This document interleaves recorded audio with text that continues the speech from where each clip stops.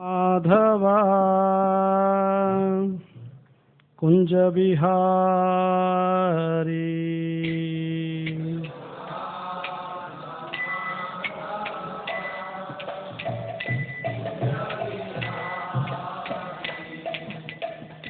जयो राधा माधव कुंज बिहारी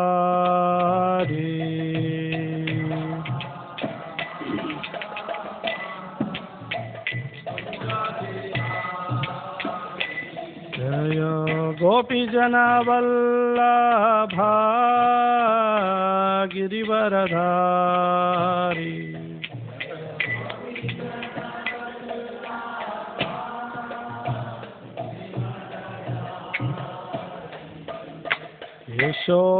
यशोदनंदन व्रजजन रंजना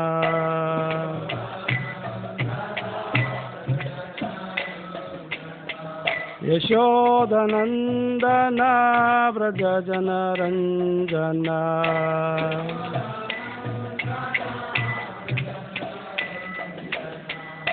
यमुना तीरा वनचारी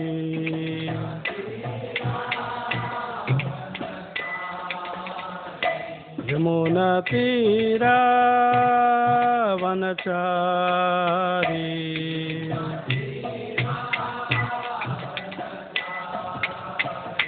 जय राधा माधव कुंज बिहारी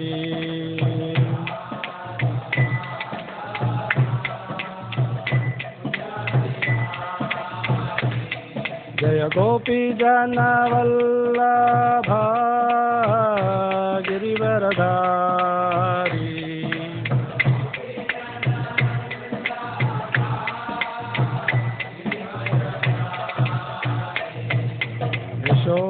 यशोदनंदन व्रजजन रंजना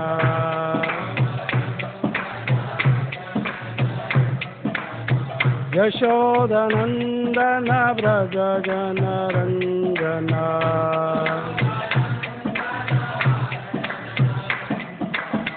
यमुना तीरा वनचारी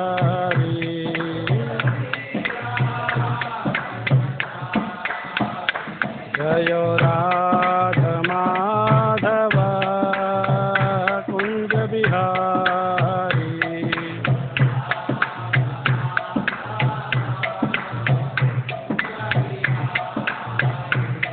जय Radha Madhav Kunj Bihari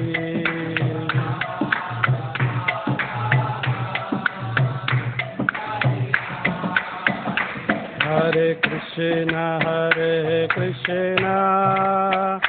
Krishna Krishna Hare Hare Hare Ram Ram Ram Hare Hare Krishna Krishna Krishna Hare Hare Hare Ram Hare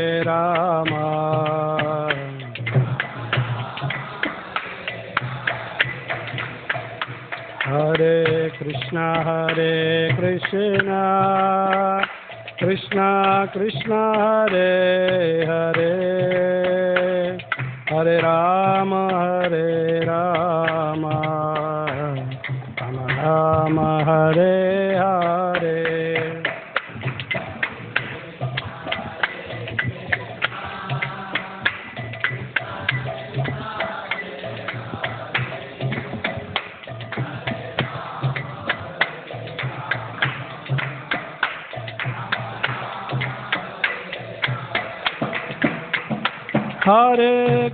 Hare Krishna Krishna Krishna Hare Hare Hare Ram Ram Ram Hare Hare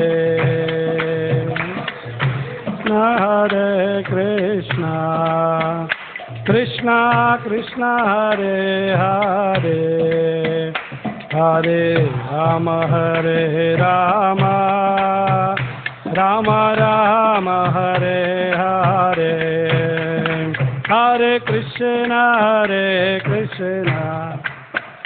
Krishna Krishna Hare Hare, Hare Rama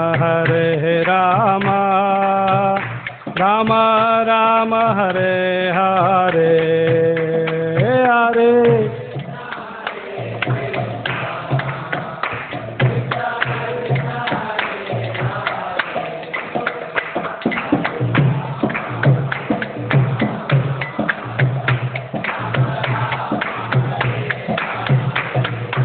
Jayo Shri Krishna, Jayo Shri Krishna, Shri Krishna, Jaya Shri Krishna.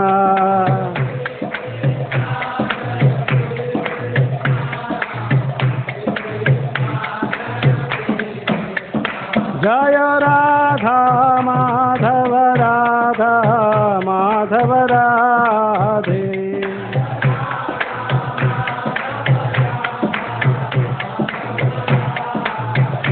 Jai Jaya Prabhupada, Prabhupada, Prabhupada, Jaya Jaya Prabhupada.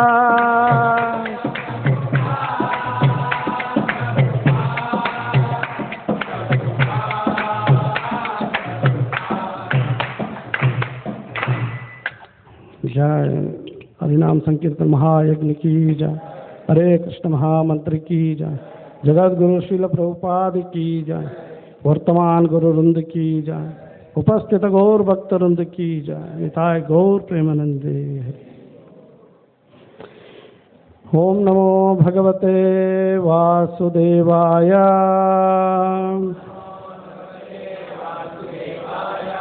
ओम नमो भगवते वासुदेवाय,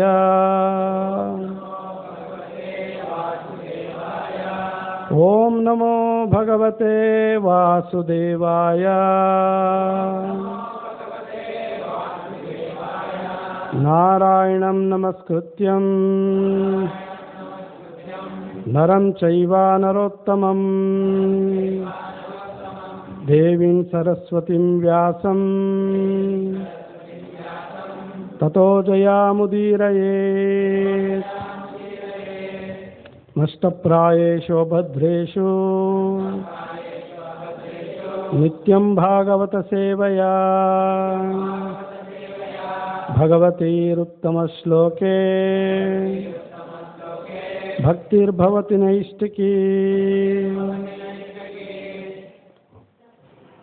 ಶ್ರೀಮದ್ಭಾಗವತಂ ಮೊದಲನೇ ಸ್ಕಂದ 12ನೇ ಅಧ್ಯಾಯ ಶ್ಲೋಕ 34. ಭಾನುವಾರದ ಭಾಗವತ ಪ್ರವಚನಕ್ಕೆ ನಿಮಗೆಲ್ಲ ಸ್ವಾಗತ.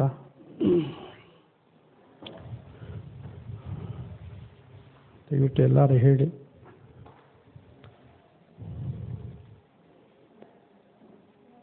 ತೇನ ಸಂಭೃತ ಸಂಭಾರೋ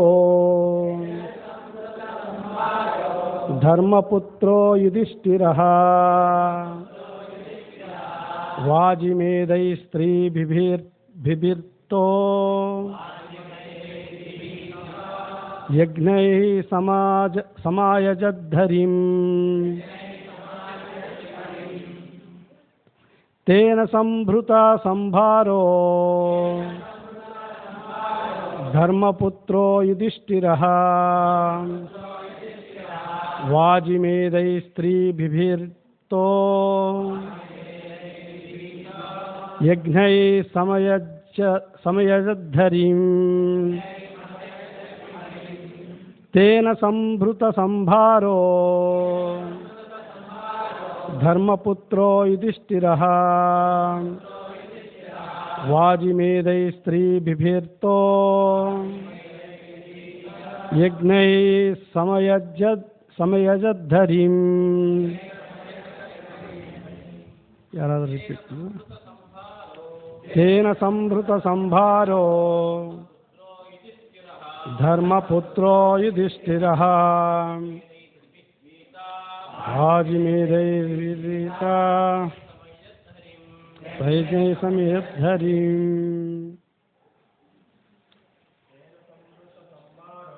ತೇನ ಸಂಭೃತ ಸಂಭಾರೋ ಧರ್ಮಪುತ್ರೋ ಯುಧಿಷ್ಠಿರಃ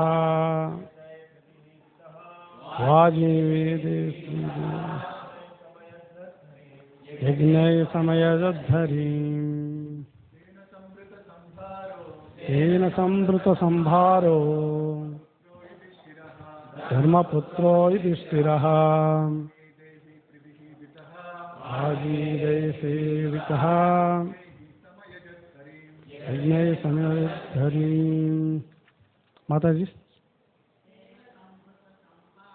ತೇನ ಸಂಭೃತ ಸಂಭಾರೋ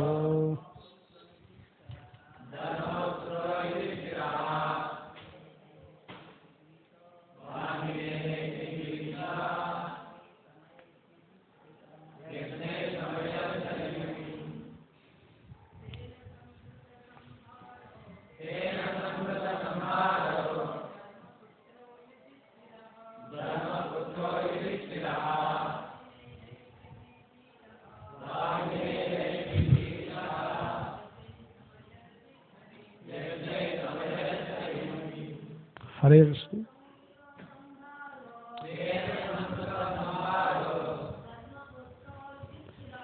ಧರ್ಮಪುತ್ರೋ ಯುಧಿಷ್ಠಿರಃ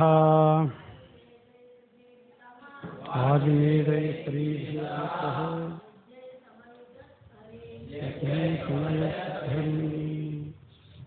ಪದಪದಾರ್ಥ ತೇನ ಆ ಸಂಪತ್ತಿನಿಂದ ಸಂಭೃತ ಸಂಗ್ರಹಿಸಿದ ಸಂಭಾರ ವಸ್ತುಗಳುಳ್ಳ ಧರ್ಮಪುತ್ರ ಪುಣ್ಯವಂತರಾಜನಾದ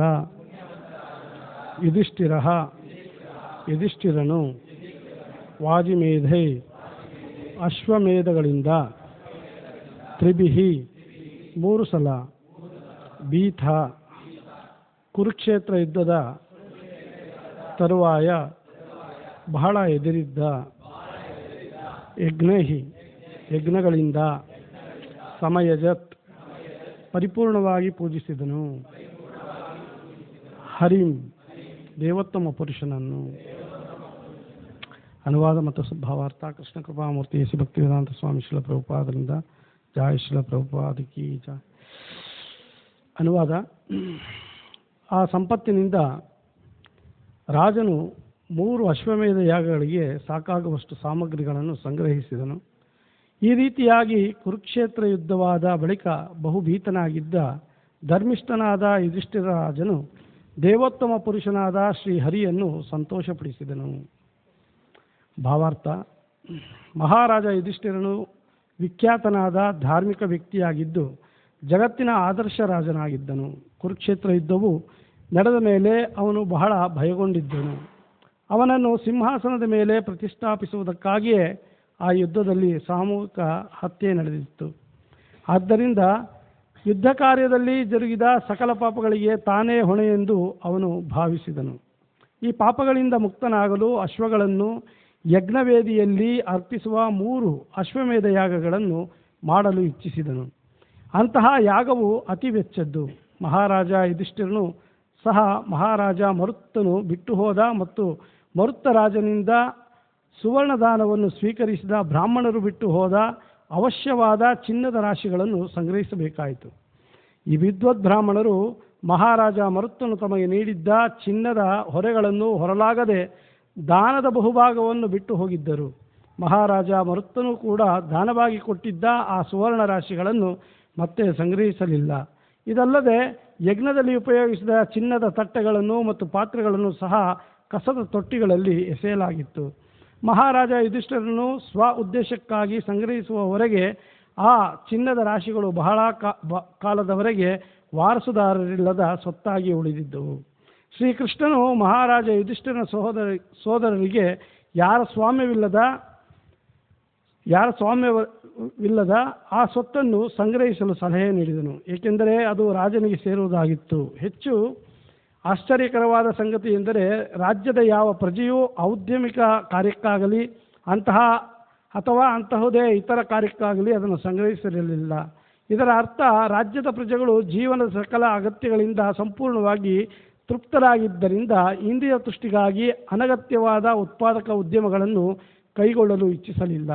ಮಹಾರಾಜ ಯುಧಿಷ್ಠಿರನು ಕೂಡ ಯಜ್ಞಗಳನ್ನಾಚರಿಸಲು ಮತ್ತು ದೇವೋತ್ತಮ ಪರಮ ಪುರುಷ ಶ್ರೀ ಹರಿಯನ್ನು ಸಂತೋಷಪಡಿಸಲು ಆ ಸುವರ್ಣ ರಾಶಿಗಳನ್ನು ತರಿಸಿದನು. ಹಾಗಲ್ಲದೆ ರಾಜ್ಯದ ಬೊಕ್ಕಸಕ್ಕಾಗಿ ಅದನ್ನು ಸಂಗ್ರಹಿಸಲು ಅವನು ಇಷ್ಟಪಟ್ಟಿರಲಿಲ್ಲ. ವ್ಯಕ್ತಿಯು ಮಹಾರಾಜ ಯುಧಿಷ್ಠಿರನ ಕಾರ್ಯಗಳಿಂದ ಪಾಠ ಕಲಿಯಬೇಕು. ಅವನು ರಣರಂಗದಲ್ಲಿ ನಡೆದ ಪಾಪಗಳಿಂದ ಭಯಗೊಂಡಿದ್ದನು. ಆದ್ದರಿಂದ ಪರಮಪ್ರಭುವನ್ನು ತೃಪ್ತಿಗೊಳಿಸಲು ಇಚ್ಛಿಸಿದನು. ನಮ್ಮ ದೈನಿಕ ವೃತ್ತಿ ಕರ್ತವ್ಯ ಪಾಲನೆಯಲ್ಲಿ ನಮ್ಮಿಂದ ಅನಿಷ್ಟ ಪಾಪಗಳು ಕೂಡ ನಡೆದು ಹೋಗುತ್ತವೆ ಎಂದು ಇದರಿಂದ ತಿಳಿಯುತ್ತದೆ. ಅನೈಷ್ಠಿಕವಾದ ಅಂತಹ ಪಾತಕಗಳನ್ನು ಸಹ ನಿಷ್ಫಲಗೊಳಿಸುವುದಕ್ಕಾಗಿ ವ್ಯಕ್ತಿಯು ಅಪೌರುಷೇಯವಾದ ಗ್ರಂಥಗಳಲ್ಲಿ ವಿಹಿತವಾದ ಯಜ್ಞಗಳನ್ನು ಆಚರಿಸಬೇಕು. ಭಗವದ್ಗೀತೆಯಲ್ಲಿ ಯಜ್ಞಾರ್ಥಾತ್ ಕರ್ಮಣೋ ಅನ್ಯತ್ರ ಲೋಕೋಯಂ ಕರ್ಮಬಂಧನಃ. ಭಗವಂತನು ಹೇಳುತ್ತಾನೆ, ಎಲ್ಲ ಅನಧಿಕೃತ ಅವಿಹಿತ ಕರ್ಮಗಳಿಂದ ಅಥವಾ ನಮ್ಮಿಂದ ಸಹಜವಾಗಿ ಅನೈಷ್ಠಿಕವಾಗಿ ನಡೆಯುವ ಪಾತಕಗಳಿಂದಲೂ ಸಹ ಬಿಡುಗಡೆ ಹೊಂದಲು ಶಾಸ್ತ್ರವಿಹಿತವಾದ ಯಾಗಗಳನ್ನು ಆಚರಿಸಬೇಕು. ಹಾಗೆ ಮಾಡುವುದರಿಂದ ವ್ಯಕ್ತಿಯು ಎಲ್ಲ ಬಗೆಯ ಪಾಪಗಳಿಂದ ಬಿಡುಗಡೆ ಹೊಂದುತ್ತಾನೆ. ಆದರೆ ಯಾರು ಹಾಗೆ ಮಾಡದೆ ಸ್ವಾರ್ಥಕ್ಕಾಗಿ ಅಥವಾ ಇಂದ್ರಿಯ ತುಷ್ಟಿಗಾಗಿ ಕರ್ಮ ಮಾಡುವರೋ ಅವರು ತಾವು ಮಾಡಿದ ಪಾಪಗಳಿಂದ ಒದಗುವ ಎಲ್ಲ ಕಷ್ಟಗಳಿಗೆ ಈಡಾಗಬೇಕು. ಆದ್ದರಿಂದ ಪರಮಪುರುಷ ಹರಿಯನ್ನು ತೃಪ್ತಿಗೊಳಿಸುವುದು ಯಜ್ಞಾಚರಣೆಗಳ ಮುಖ್ಯೋದ್ದೇಶ. ಯಜ್ಞಾಚರಣೆಗಳ ಪ್ರಕ್ರಿಯೆಯು ಬೇರೆ ಬೇರೆ ಕಾಲಗಳಲ್ಲಿ, ಸ್ಥಳಗಳಲ್ಲಿ ಮತ್ತು ವ್ಯಕ್ತಿಗಳಿಗೆ ಅನುಗುಣವಾಗಿ ಬೇರೆ ಬೇರೆಯಾಗಿರಬಹುದು. ಆದರೆ ಅಂತಹ ಯಜ್ಞಗಳ ಧ್ಯೇಯ ಎಲ್ಲ ಕಾಲಗಳಲ್ಲಿ ಮತ್ತು ಎಲ್ಲ ಸಂದರ್ಭಗಳಲ್ಲಿ ಒಂದೇ. ಆ ಧ್ಯೇಯವೆಂದರೆ ಭಗವಾನ್ ಶ್ರೀ ಹರಿಯ ತುಷ್ಟಿ. ಅದು ಧಾರ್ಮಿಕ ಜೀವನದ ರೀತಿ ಮತ್ತು ಜಗತ್ಯಾದ್ಯಂತ ಶಾಂತಿ ಮತ್ತು ಸಮೃದ್ಧಿಯ ದಾರಿ. ಮಹಾರಾಜ ಯುಧಿಷ್ಠಿರನು ಜಗತ್ತಿನಲ್ಲಿ ಆದರ್ಶ ಧಾರ್ಮಿಕ ರಾಜನಾಗಿ ಇವೆಲ್ಲವನ್ನೂ ಮಾಡಿದನು. ಈ ಭಾವಾರ್ಥ ತುಂಬ ದೊಡ್ಡದಾಗಿರೋದ್ರಿಂದ ಸ್ವಲ್ಪ ಸಮಯ ತಗೋತಾ ಇದೆ. ರಾಜ್ಯ ವ್ಯವಹಾರಗಳ ಆಡಳಿತದಲ್ಲಿ ಮನುಷ್ಯ ಮತ್ತು ಪ್ರಾಣಿಗಳ ಕೊಲೆಯು ಒಂದು ಅಂಗೀಕೃತ ತಂತ್ರವಾಗಿದೆ. ಹೀಗಿದ್ದು ಮಹಾರಾಜ ಯುಧಿಷ್ಠಿರನು ತನ್ನ ದೈನಿಕ ಕರ್ತವ್ಯ ನಿರ್ವಹಣೆಯಲ್ಲಿ ಪಾಪ ಮಾಡಿದನೆಂದರೆ ಕಲಿಯುಗದ ಅಶಿಕ್ಷಿತ ಜನರು ಅರಿವಿದ್ದೋ ಅಥವಾ ಅರಿವಿಲ್ಲದೆಯೋ ಮಾಡಬಹುದಾದ ಪಾಪಗಳ ಪ್ರಮಾಣವನ್ನು ನಾವು ಕೇವಲ ಊಹಿಸಿಕೊಳ್ಳಬಹುದಾಗಿದೆ. ಅವರಿಗೆ ಭಗವಂತನನ್ನು ತೃಪ್ತಿಪಡಿಸಲು ಯಜ್ಞಾಚರಣೆಗೆ ಬೇಕಾದ ಅನುಕೂಲವೇ ಇಲ್ಲ. ಆದ್ದರಿಂದ ತಮ್ಮ ವೃತ್ತಿ ಕರ್ತವ್ಯದ ಪಾಲನೆಯಿಂದ ಭಗವಂತನನ್ನು ತೃಪ್ತಿಪಡಿಸುವುದು ಅವರ ಮುಖ್ಯ ಕರ್ತವ್ಯವಾಗಿರುತ್ತದೆ. ಇದನ್ನು ಭಾಗವತವೇ ಹೇಳುತ್ತದೆ. ಭಾಗವತ 1ನೇ ಸ್ಕಂದ 2ನೇ ಅಧ್ಯಾಯ 13ನೇ ಶ್ಲೋಕದಲ್ಲಿ, ಯಾವನೇ ಆಗಲಿ, ಯಾವ ಸ್ಥಳದವನೇ ಆಗಲಿ, ಯಾವ ಸಮಾಜದವನೇ ಆಗಲಿ, ಯಾವ ಜಾತಿ ಅಥವಾ ಮತದವನೇ ಆಗಲಿ, ಯಾವುದೇ ಬಗೆಯ ವೃತ್ತಿ ಧರ್ಮದಲ್ಲಿ ತೊಡಗಿರಲಿ, ಅವನು ಆಯಾಯ ದೇಶ, ಕಾಲ ಮತ್ತು ವ್ಯಕ್ತಿಗಳಿಗಾಗಿ ಶಾಸ್ತ್ರಗಳಲ್ಲಿ ವಿಹಿತವಾದ ಯಜ್ಞಗಳನ್ನು ಆಚರಿಸಲು ಸಮ್ಮತಿಸಬೇಕು. ಕಲಿಯುಗದಲ್ಲಿ ಅಪರಾಧವಿಲ್ಲದೆ ಶ್ರೀಕೃಷ್ಣನ ನಾಮ ಸಂಕೀರ್ತನೆಯಿಂದ ಜನರು ಭಗವಂತನ ಸ್ತೋತ್ರದಲ್ಲಿ ನಿರತರಾಗಬೇಕೆಂದು ವೈದಿಕ ಸಾಹಿತ್ಯಗಳಲ್ಲಿ ಶಿಫಾರಸು ಮಾಡಲಾಗಿದೆ. ಕೀರ್ತನಾದೇವ ಕೃಷ್ಣಸ್ಯ ಮುಕ್ತ ಸಂಘ ಪರಂ ರಜೇತ್. ಹೀಗೆ ಮಾಡುವುದರಿಂದ ವ್ಯಕ್ತಿಯು ಎಲ್ಲ ಬಗೆಯ ಪಾಪಗಳಿಂದ ಮುಕ್ತನಾಗಬಹುದು. ಮರಳಿ ಭಗವದ್ಧಾಮಕ್ಕೆ ಹಿಂದಿರುಗುವುದರ ಮೂಲಕ ಜೀವನದ ಅತ್ಯುನ್ನತ ಪರಿಪೂರ್ಣತೆಯನ್ನು ಹೊಂದಬಹುದು. ನಾವು ಈ ವಿಷಯವನ್ನು ಈ ಮಹಾ ಸಾಹಿತ್ಯದ ಅನೇಕ ಕಡೆಗಳಲ್ಲಿ, ವಿಶೇಷವಾಗಿ ಪ್ರಸ್ತಾವನಾ ವಿಭಾಗದಲ್ಲಿ ಶ್ರೀ ಚೈತನ್ಯ ಮಹಾಪ್ರಭುವಿನ ಜೀವನ ಚಿತ್ರಣದ ಮೂಲಕ ಅನೇಕ ಬಾರಿ ಚರ್ಚಿಸಿದ್ದೇವೆ. ಆದರೂ ಸಮಾಜದಲ್ಲಿ ಶಾಂತಿ ಮತ್ತು ಸಮೃದ್ಧಿಗಳು ಉಂಟಾಗಲೆಂಬ ದೃಷ್ಟಿಯಿಂದ ಅದನ್ನೇ ಪುನರುಚ್ಚರಿಸುತ್ತಿದ್ದೇವೆ. ಭಗವದ್ಗೀತೆಯಲ್ಲಿ ಭಗವಂತನು ತಾನು ಹೇಗೆ ಸಂತುಷ್ಟನಾಗುವನೆಂದು ಸಾರಿ ಹೇಳಿದ್ದಾನೆ. ಅದೇ ಪ್ರಕ್ರಿಯೆಯು ಈ ಶ್ರೀ ಚೈತನ್ಯ ಮಹಾಪ್ರಭುಗಳ ಜೀವನ ಮತ್ತು ಪ್ರಚಾರದಲ್ಲಿ ಕಾರ್ಯತಃ ನಿರೂಪಿತವಾಗಿದೆ.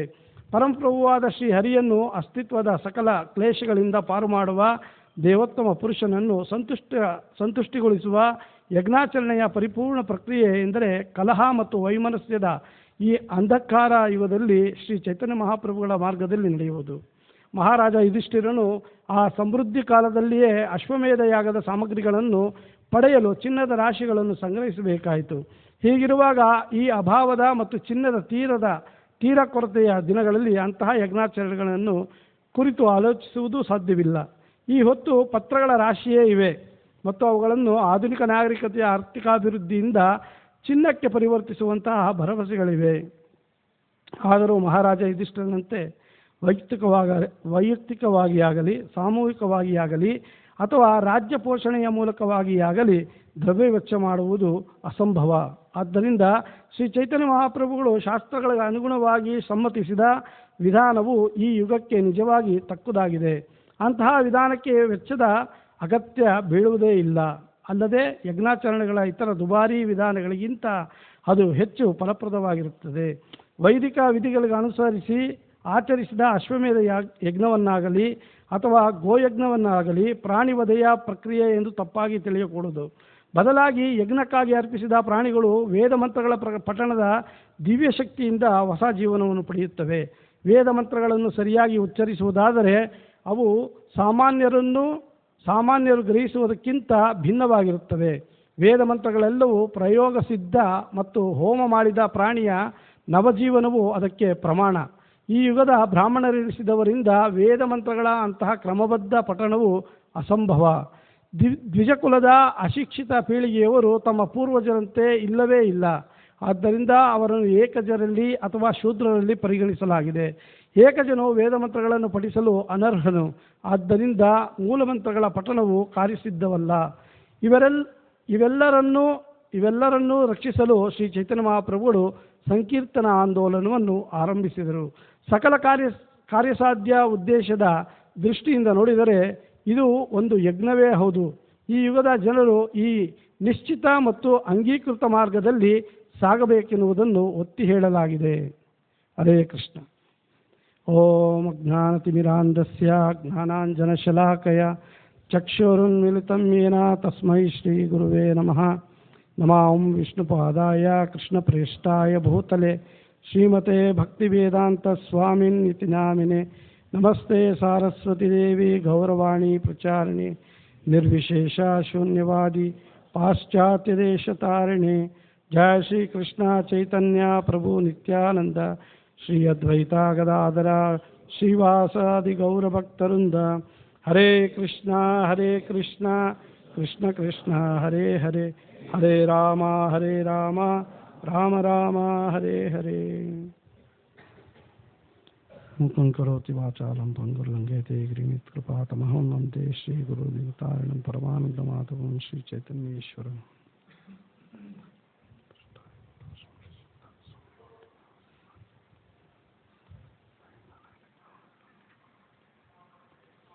ಹರೇ ಕೃಷ್ಣ.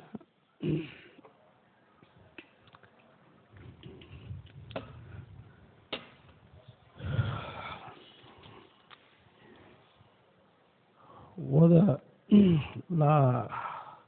ಭಾನುವಾರ ತರಗತಿಯಲ್ಲಿ ಸುರಾನಂದ ಪ್ರಭುಗಳು ತುಂಬ ಅದ್ಭುತವಾಗಿ ಈ ಶ್ಲೋಕದ ವಿವರಣೆ ಮುಂಚಿತವಾಗಿ ಏನು ನಡೀತು ಅನ್ನೋದನ್ನು ಹೇಳಿದ್ದಾರೆ. ಅದನ್ನು ಇಲ್ಲಿ ಮುಂದುವರಿಸ್ಕೊಂಡು ಹೋದರೆ ಈ ಸಂಪತ್ತು ಮರುತ್ತ ಏನು ಬಿಟ್ಟು ಹೋಗಿದ್ದ ಆ ಸಂಪತ್ತನ್ನು 3 ಅಶ್ವಮೇಧ ಯಾಗಗಳಿಗೆ ಸಾಕಾಗುವಷ್ಟು ಸಾಮಗ್ರಿಯನ್ನು ಯುಧಿಷ್ಠಿರ ಮಹಾರಾಜ ಸಂಗ್ರಹ ಮಾಡಿದ್ದಾನೆ. ಈ ರೀತಿಯಾಗಿ ಕುರುಕ್ಷೇತ್ರದ ಯುದ್ಧದ ಬಳಿಕ ಬಹುವೀತನಾಗಿದ್ದ ಧರ್ಮಿಷ್ಠನಾದ ಯುಧಿಷ್ಠಿರ ರಾಜನು ದೇವೋತ್ತಮ ಪುರುಷನಾದ ಶ್ರೀ ಹರಿಯನ್ನು ಸಂತೋಷಪಡಿಸಿದನು. ಇಲ್ಲಿ ನಮಗೆ ಯುಧಿಷ್ಠಿರ ಮಹಾರಾಜ ತಾನು ಸಂಗ್ರಹ ಮಾಡಬೇಕು ಅಂದ್ಕೊಂಡೇನೋ ಅದನ್ನು ಸಂಗ್ರಹ ಮಾಡ್ತಾ ಇಲ್ಲ. ಏನು ಬಿಟ್ಟು ಹೋಗಿದ್ದ ಮರುತ್ತ ಎಲ್ಲ ಅಲ್ಲಿನ ಸಂಪತ್ತನ್ನು ಭಗವಂತ ಶ್ರೀಹರಿ ಅಂದರೆ ಕೃಷ್ಣ ತೃಪ್ತಿಯಾಗಲಿ ಅಂತೇಳಿ ಆ ಯಜ್ಞಗಳನ್ನು ಮಾಡಿದ್ದಾನೆ. ಇದರಲ್ಲಿ ವಿಶೇಷವಾಗಿ ಇನ್ನೊಂದೇನೆಂದರೆ ಯುಧಿಷ್ಠಿರ ಮಹಾರಾಜ ಭೀಷ್ಮರಿಂದ ಮತ್ತು ಸ್ವತಃ ಕೃಷ್ಣ ಎಲ್ಲರಿಂದ ತಿಳುವಳಿಕೆಯನ್ನು ಪಡೆದ. ಯಾಕೆ ಅಂದರೆ ಈ ಮಹಾಭಾರತ ಯುದ್ಧ ನಡೆದಂಥದ್ದು ತುಂಬ ಘೋರವಾಗಿತ್ತು. ಯಾಕೆಂದರೆ 18 ಅಕ್ಷೋಹಿಣಿ ಸೈನ್ಯದಲ್ಲಿ ಯಾರು ಈ ಪಾಂಡವರನ್ನು ಬಿಟ್ಟು ಬೇರೆ ಯಾರು ಬದುಕಿ ಉಳಿಯುವಂಥ ಸಾಧ್ಯತೆಯೇ ಇರಲಿಲ್ಲ. ಅದ್ರ ಜೊತೆಗೆ ಅನೇಕ ಇನ್ನೇನು ಒಂದು ಕೇವಲ ಪರ್ಸೆಂಟೇಜ್ ಅಷ್ಟು ಮಾತ್ರ ಉಳಿದಿದ್ರು, ಯಾರೂ ಸಹ ಉಳಿದಿಲ್ಲ. 18 ಅಕ್ಷೋಹಿಣಿ ಅಂದರೆ ಲೆಕ್ಕ ಹಾಕೊಳ್ಳಿ, ಕೋಟಿ ಎಷ್ಟು ಕೋಟಿ ಅಂತ ಅದು ಲೆಕ್ಕ ಬರುತ್ತೆ. ಅಷ್ಟು ಕೋಟಿ ಜನರು ಈ ಒಂದು ಯುದ್ಧದಲ್ಲಿ ಹತರಾಗಿದ್ದಾರೆ. ಅಷ್ಟೆಲ್ಲ ಇದ್ದಿದ್ದರಿಂದ ಯುಧಿಷ್ಠಿರ ಮಹಾರಾಜ ತುಂಬ ಸಾತ್ವಿಕ ಗುಣದ ಒಬ್ಬ ರಾಜ.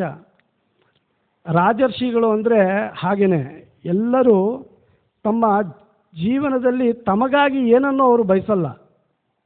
ಇಂಥ ಹತ್ಯಾಕಾಂಡ ಆದಂತಹ ಸಂದರ್ಭದಲ್ಲಿ ಯುಧಿಷ್ಠಿರ ಮಹಾರಾಜ ತುಂಬ ಯೋಚನೆ ಮಾಡಿದ್ದ, ಇದು ನನ್ನಿಂದನೇ ಆಗಿದ್ದು. ಯಾಕೆಂದರೆ ಯಾರೊಬ್ಬರೂ ತಮ್ಮ ಜೀವನದಲ್ಲಿ ನಡೆಯುವಂಥ ಅನೇಕ ಸಂದರ್ಭಗಳಲ್ಲಿ ಯಾವ ಒಂದು ಪರಿಸ್ಥಿತಿನೇ ಆಗಿರಲಿ, ತಮ್ಮ ಇಂದ್ರಿಯ ತೃಪ್ತಿಗೋಸ್ಕರ ಅನೇಕ ಪಾಪಕಾರ್ಯಗಳನ್ನು ಮಾಡೋದಕ್ಕೆ ಯಾರು ಹಿಂಜರಿಯಲ್ಲ. ಅದರಲ್ಲೂ ಈಗಿನ ಒಂದು ರಾಜವ್ಯವಸ್ಥೆ ಅಥವಾ ಒಂದು ದೇಶಗಳಲ್ಲಿ ಯಾರು ರಾಜಕೀಯವನ್ನು ನಡೆಸ್ತಾ ಇದ್ದಾರೆ, ಎಲ್ಲರೂ ತಮ್ಮ ಇಂದ್ರಿಯ ತೃಪ್ತಿಗೋಸ್ಕರ ತಾವು ಯಾವ ರೀತಿ ಬದುಕಬೇಕು ಅನ್ನೋ ಒಂದು ಇದಕ್ಕೋಸ್ಕರ ಅನೇಕ ಜನ ಅನೇಕ ದೇಶಗಳ ಮೇಲೆ ಅನವಶ್ಯಕವಾಗಿ ಯುದ್ಧಗಳನ್ನು ಪ್ರಾರಂಭ ಮಾಡ್ತಾರೆ. ಇಂಥ ಒಂದು ಅನವಶ್ಯಕವಾದಂಥ ಯುದ್ಧ ಮಾಡಲಿಲ್ಲ ಯುಧಿಷ್ಠಿರ ಮಹಾರಾಜ. ಹಾಗಾಗಿ ಇಲ್ಲಿ ನಡೆದಂತಹ ಈ ಒಂದು ಕಾರ್ಯದಿಂದ ಅವನು ತುಂಬ ಭಯ ಅನ್ನೋದಕ್ಕಿಂತ ತುಂಬ ಒಂದು ರೀತಿ ಮನಸ್ಸಿಗೆ ನೆಮ್ಮದಿ ಇಲ್ಲದೆ ಇರೋ ರೀತಿಯಲ್ಲಿ ಅವನು ಬದುಕ್ತಾ ಇದ್ದ. ಆಗ ತಕ್ಷಣಕ್ಕೆ ಅಲ್ಲಿ ವ್ಯಾಸ ಮಹರ್ಷಿಗಳು ಬರ್ತಾರೆ. ವ್ಯಾಸ ಮಹರ್ಷಿಗಳು ಬಂದು ಅವರಿಗೆ ಬುದ್ಧಿವಾದವನ್ನು ಹೇಳ್ತಾರೆ. ಇಲ್ಲ, ಇಂತಹ ಭಯಭೀತರಾದಂತಹ ಅಥವಾ ಇಂಥ ಸಂದರ್ಭಗಳಲ್ಲಿ ಅನೇಕ ಜನರು ಅಶ್ವಮೇಧ ಯಾಗಗಳನ್ನು ಮಾಡೋದರಿಂದ ಈ ಒಂದು ಭಯಭೀತವಾದ ವಾತಾವರಣದಿಂದ ಅಥವಾ ಸಮಾಜದಲ್ಲಿ ಅಥವಾ ಪ್ರಜೆಗಳಿಗೆ ಸಂತೋಷಪಡಿಸೋದನ್ನು ಕಂಡುಕೊಂಡಿದ್ದಾರೆ. ನೀನು ಈ ರೀತಿಯಲ್ಲೇ ಒಂದು ಅಶ್ವಮೇಧ ಯಾಗವನ್ನು ಮಾಡು ಅಂತ ಹೇಳಿ ಯುಧಿಷ್ಠಿರ ಮಹಾರಾಜನಿಗೆ ಸಲಹೆ ಮಾಡ್ತಾರೆ ವೇದವ್ಯಾಸರು ಅಲ್ಲಿಗೆ. ಆಗ ಆ ಸಮಯದಲ್ಲಿ ಇದ್ದಂಥ ಕೃಷ್ಣ ಸಹ ಅದನ್ನು ಅನುಮೋದನೆ ಮಾಡ್ತಾರೆ. ಹಾಗಾಗಿ ಇದಕ್ಕೆ ಬೇಕಾಗುವಷ್ಟು ವೆಚ್ಚದ ಒಂದು ದ್ರವ್ಯಗಳು ಅವನ ಹತ್ರ ಇಲ್ಲದೆ ಇರೋದ್ರಿಂದ ಈ ಒಂದು ಸಂದರ್ಭದಲ್ಲಿ ವೇದವ್ಯಾಸರೇ ಹೇಳ್ತಾರೆ, ಮರುತ್ತ ಅನ್ನೋ ರಾಜ ಆ ಹಿಮಾಲಯದ ತಪ್ಪಲಲ್ಲಿ ಮಾಡಿದಂತಹ ಯಜ್ಞಗಳ ಈ ಅಶ್ವಮೇಧ ಯಜ್ಞಕ್ಕೆ ಮಾಡಿದಂತಹ ಈ ಸಂದರ್ಭದಲ್ಲಿ ಇನ್ನೂ ಅನೇಕ ಯಜ್ಞಗಳನ್ನು ಮಾಡುವಷ್ಟು ಸಂಪತ್ತು ಅಲ್ಲಿ ಉಳಿದಿದೆ, ಅದನ್ನು ನೀನು ಬೆಳೆಸ್ಕೊಂಡು ಮಾಡಬಹುದು ಅಂತ ಹೇಳಿ ಅವರಿಗೆ ಸಲಹೆ ಮಾಡ್ತಾರೆ. ಹಾಗಾಗಿ ಹೋದ ಸರಿ ಹೇಳಿದಾಗ ಯಾವ ರೀತಿ ಆ ಒಂದು ಯಜ್ಞ ನಡೀತು ಇದೆಲ್ಲ ನೋಡಿದಾಗ ನಾವು ಹೇಳ್ಬೋದು, ಮರುತ್ತ ಅನ್ನೋ ರಾಜ ಅವನು ಸೂರ್ಯವಂಶದ ರಾಜ. ಆ ಸೂರ್ಯವಂಶದ ರಾಜ ಎಷ್ಟು ಯಾವ ಕಾಲದಲ್ಲಿ ನಡೀತು ಅಂದರೆ ಇದು ಸತ್ಯಯುಗದಲ್ಲಿ ನಡೆದಿರೋದು. ಈ ಯಜ್ಞ ನಡೆದಿರೋದು ಸತ್ಯಯುಗದಲ್ಲಿ. ಅದರ ಉಳಿವಿಕೆ ಏನಿದೆ, ಆ ಸಂಪತ್ತು ಏನಿದೆ, ಅದು ಹಾಗೆ ಅಲ್ಲೇ ಬಿದ್ದಿದೆ. ಇದನ್ನು ನಾವು ನೋಡಿದ್ರೆ ಅರ್ಥ ಮಾಡ್ಕೋಬೋದು ಆವತ್ತಿನ ಜನ ಯಾವ ಥರ ಇದ್ದರು, ಯಾವ ರೀತಿ ಬದುಕ್ತಾ ಇದ್ದರು, ಅವರ ಜೀವನದ ಶೈಲಿ ಯಾವ ಥರ ಇತ್ತು, ಅವರು ಎಷ್ಟು ಸಂಪದ್ಭರಿತವಾಗಿದ್ದರು, ಸಂತುಷ್ಟಿ ಅಂದರೆ ತೃಪ್ತಿಯನ್ನು ಹೊಂದಿದ್ರು.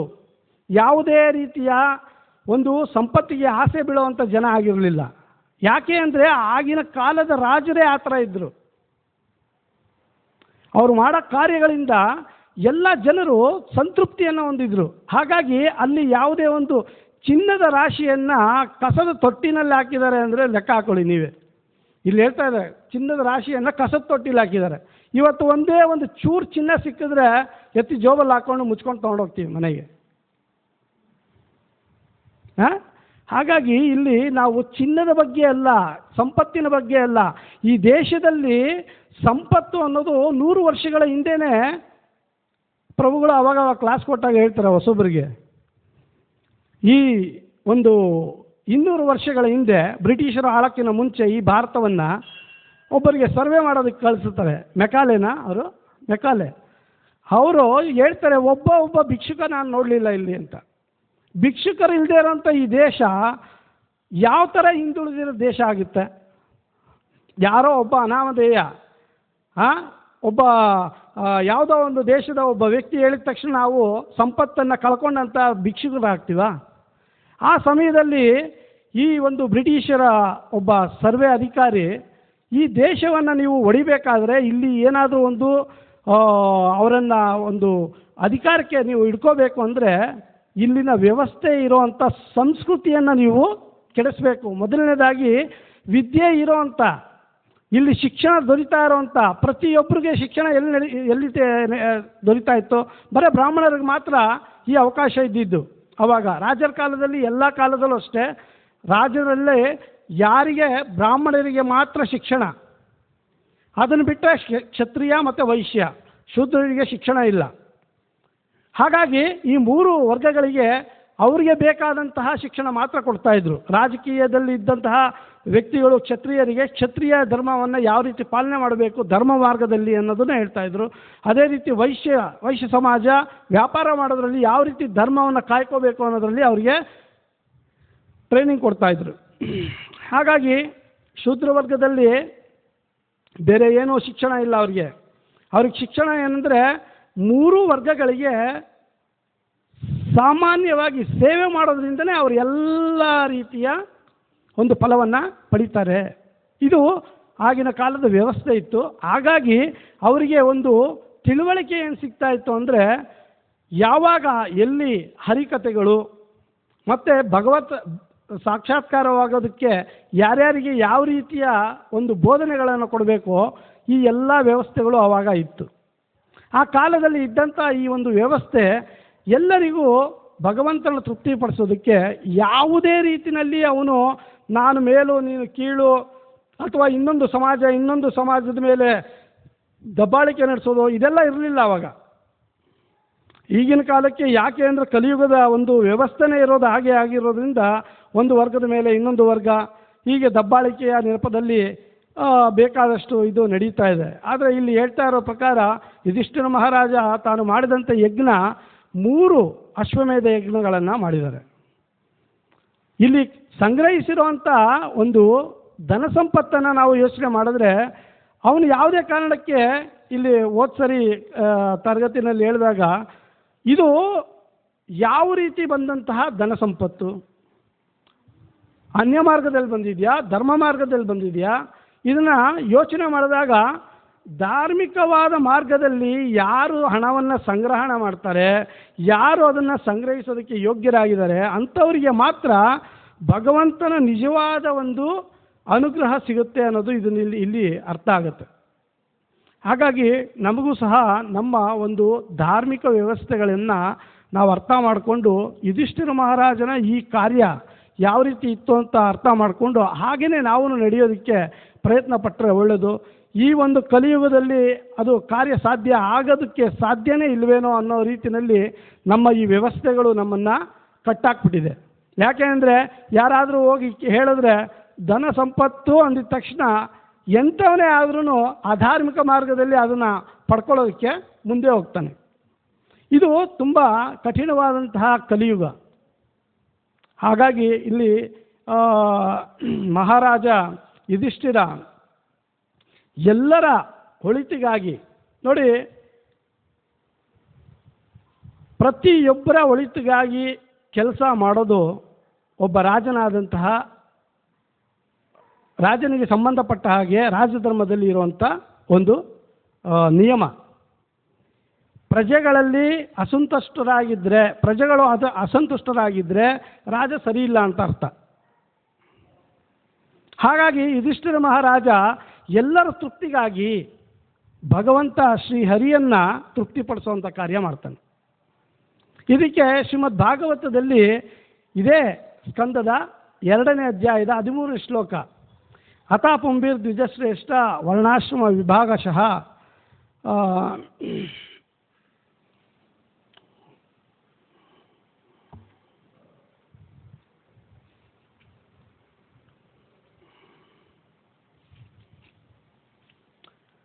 ಸ್ವನುಷ್ಠಿತಸ್ಯ ಧರ್ಮಸ್ಯ ಸಂಸಿದ್ಧಿರ್ ಹರಿತೋಷಣಂ. ಇಲ್ಲಿ ಹೇಳ್ತಾ ಇದ್ದಾರೆ, ಒಬ್ಬ ದ್ವಿಜಶ್ರೇಷ್ಠರೇ ಒಟ್ಟಾರೆ ಸಾರ ಇಷ್ಟು ವರ್ಣ ವಿಭಾಗದ ಮತ್ತು ಆಶ್ರಮ ಪದ್ಧತಿಗಳಿಗೆ ಅನುಗುಣವಾಗಿ ಪ್ರತಿಯೊಬ್ಬನಿಗೂ ವಿಧಿಸಲಾದ ಸ್ವವೃತ್ತಿಯ ಕರ್ತವ್ಯವನ್ನು ನಿರ್ವಹಿಸುವುದರಿಂದ ಸಾಧಿಸಬಹುದಾದ ಅತ್ಯುಚ್ಚ ಪರಿಪೂರ್ಣತೆ ದೇವೋತ್ತಮ ಪುರುಷನನ್ನು ಪ್ರಸನ್ನಗೊಳಿಸುವುದೇ ಆಗಿದೆ. ಇಲ್ಲಿ ಯಾಕೆ ಈ ಒಂದು ಇದನ್ನು ಹೇಳ್ತಾ ಇದ್ದಾರೆ ಅಂದರೆ, ನಮ್ಮಲ್ಲಿ ಈ ಕಲಿಯುಗದಲ್ಲಿ ಎಲ್ಲರೂ ಅಸಂತುಷ್ಟರಾಗಿರೋದು ಒಂದೇ ಕಾರಣಕ್ಕೆ, ಭಗವಂತನ ತೃಪ್ತಿಪಡಿಸೋ ಒಂದು ಕಾರ್ಯ ಬಿಟ್ಟು ನಮ್ಮನ್ನು ತೃಪ್ತಿಪಡಿಸೋದಕ್ಕೆ ಬೇಕಾದಷ್ಟು ಅನ್ಯ ಮಾರ್ಗಗಳನ್ನು ನಾವು ಹುಡ್ಕೊಂಡ್ಬಿಟ್ಟಿದ್ದೀವಿ. ಬೇಕಾದಷ್ಟು, ಒಂದಲ್ಲ. ನೀವು ದೇವರನ್ನು ಬಿಟ್ಟು ಎಲ್ಲ ಕಾರ್ಯ ಮಾಡಿ ಅದಕ್ಕೆ ಪ್ರೋತ್ಸಾಹ ಸಿಗೋದಕ್ಕೆ ಬೇಕಾದಷ್ಟು ಮಾರ್ಗಗಳಿದೆ, ಬೇಕಾದಷ್ಟು ಜನರಿದ್ದಾರೆ, ಎಲ್ಲರೂ ಇದ್ದಾರೆ. ಆದರೆ ಭಗವಂತನ ಹೆಸರು ಹೇಳಿದ್ರೆ ನಿಮ್ಮನ್ನು ಯಾವುದೇ ಕಾರಣಕ್ಕೆ ಎಲ್ಲರೂ ಯಾರೂ ಒಪ್ಕೊಳ್ಳಲ್ಲ. ಯಾಕೆ ಅಂದರೆ ಧಾರ್ಮಿಕ ಮಾರ್ಗದಲ್ಲಿ ಇರಬೇಕಾದಂತಹ ಬ್ರಾಹ್ಮಣರೇ ಇವತ್ತು ಆ ಒಂದು ಕಾರ್ಯಕ್ಕೆ ಕೈ ಜೋಡಿಸಿದ್ದಾರೆ. ಅಂದರೆ ಈ ಒಂದು ಕಲಿಯುಗ ಯಾವ ಥರ ಇದೆ ಅಂದರೆ ಬ್ರಾಹ್ಮಣರೇ ಇಲ್ದಿರೋವಂಥ ಶೂದ್ರ ಯುಗ, ಕಲವು ಶೂದ್ರ ಸಂಭವ. ಕಲಿಯುಗ ಶೂದ್ರರಿಂದ ತುಂಬಿರುವಂಥ ಒಂದು ಕಾಲ ಆಗಿದೆ. ಅದಕ್ಕೋಸ್ಕರ ಇಲ್ಲಿ ನಾವು ಅರ್ಥ ಮಾಡ್ಕೋಬೇಕಾಗಿರೋದು, ಬ್ರಾಹ್ಮಣರೇ ಇಲ್ಲದೆ ಇರಬೇಕಾದ್ರೆ ನೋಡಿ, ದೇಹದಲ್ಲಿ ಈ ತಲೆ ಏನಿದೆ ಅದು ಹುಚ್ಚಿಡಿದು ಬಿಟ್ಟರೆ ನೀವು ಕೈಕಾಲು ಇಟ್ಕೊಂಡು ಏನು ಪ್ರಯೋಜನ? ಈ ಕಲಿಯುಗ ನಮಗೆ ಹುಚ್ಚಿಡಿದಿರೋ ತಲೆ ಯಾವುದು? ಬುದ್ಧಿ ಇರಬೇಕಾದಂಥ ಜಾಗದಲ್ಲಿ ಹುಚ್ಚಿಡಿದು ಬಿಟ್ಟಿದೆ. ನಾವೇನು ಮಾಡ್ತಾ ಇದ್ದೀವಿ? ಅಲ್ಲಿ ಹುಡುಕ್ತಾ ಇದ್ದೀವಿ. ಯಾರು ನಮ್ಮನ್ನು ಸರಿ ಮಾಡೋರು ಯಾರು ಕಾಣಿಸ್ತಾ ಇಲ್ಲ. ಅದರಿಂದ ನೀನು ಹುಚ್ಚ, ನಾನು ಹುಚ್ಚ. ಹೌದಾ? ನೀವು ನೋಡಿರಬೇಕು, ಸಿನಿಮಾಗಳಲ್ಲಿ ಬೇಕಾದಷ್ಟು ಸಿನಿಮಾಗಳಲ್ಲಿ ತೋರಿಸ್ತಾರೆ. ಅವರೊಬ್ಬರು ಆಸ್ಪತ್ರೆಯಲ್ಲಿ ಇದ್ರೂ ಸಹ ಅವನೇ ಡಾಕ್ಟರ್ ಥರ ಒಂದು ಅಭಿನಯ ಮಾಡ್ತಾನೆ. ಒಬ್ಬ ಇವನಿಗೆ ಯಾರಿಗೆ ಬೇರೆ ಅವನ್ನ ಇಟ್ಕೊಂಡು ಅವನಿಗೆ ಟ್ರೀಟ್ಮೆಂಟ್ ಕೊಡ್ತಾನೆ. ಇದೆಲ್ಲ ಯಾವ ಥರ? ಹೇಗೆ ಅಂದರೆ ತಾನು ಹುಚ್ಚಿಡ್ದಿರೋಂಥ ಸಮಯದಲ್ಲಿ ಬೇರೆ ಅವ್ರನ್ನ ಹುಚ್ಚರು ಅಂತ ಹೇಳುವಂಥ ಸಂದರ್ಭ ಇದಾಗಿದೆ. ಅದಕ್ಕೆ ಇಲ್ಲಿ ಕಲಿಯುಗ ಏನಂದರೆ ಬ್ರಾಹ್ಮಣ ರಹಿತ ಸಮಾಜ. ಅಂದರೆ ಈ ತಲೆ ಬ್ರಾಹ್ಮಣರಿಗೆ ಇಂಪಾರ್ಟೆಂಟ್. ಈ ಬುದ್ಧಿ ಒಂದು ಸರಿ ಇಲ್ಲ ಅಂದರೆ ಈ ದೇಹದಲ್ಲಿ ಯಾವ ಅಂಗಾಂಗ ಎಷ್ಟೇ ದಷ್ಟಪುಷ್ಟವಾಗಿದ್ರೂ ಪ್ರಯೋಜನ ಇಲ್ಲ. ಅದಕ್ಕೋಸ್ಕರ ಶ್ರೀಲ ಪ್ರಭುಪಾದರು ಹೇಳ್ತಾರೆ, ನಮ್ಮ ಈ ಆಂದೋಲನ ಇರೋದೇ ಮುಖ್ಯವಾಗಿ ಬ್ರಾಹ್ಮಣರನ್ನು ಸೃಷ್ಟಿ ಮಾಡೋದಕ್ಕೆ. ಯಾಕೆ? ಒಬ್ಬ ಬ್ರಾಹ್ಮಣ ಒಂದು ಸಮಾಜಕ್ಕೆ ಇದ್ದರೆ 100 ಜನ ಬ್ರಾಹ್ಮಣರಾಗಿ ಪರಿವರ್ತಿತರಾಗ್ತಾರೆ. ನಾನು ಯಾಕೆ ಬ್ರಾಹ್ಮಣ ಸಮಾಜನ ಮಾತ್ರ ಹೇಳ್ತಾ ಇದ್ದೀನಿ ಅಂದರೆ ದಯವಿಟ್ಟು ತಪ್ಪಾಗಿ ತಿಳ್ಕೊಬೇಡಿ.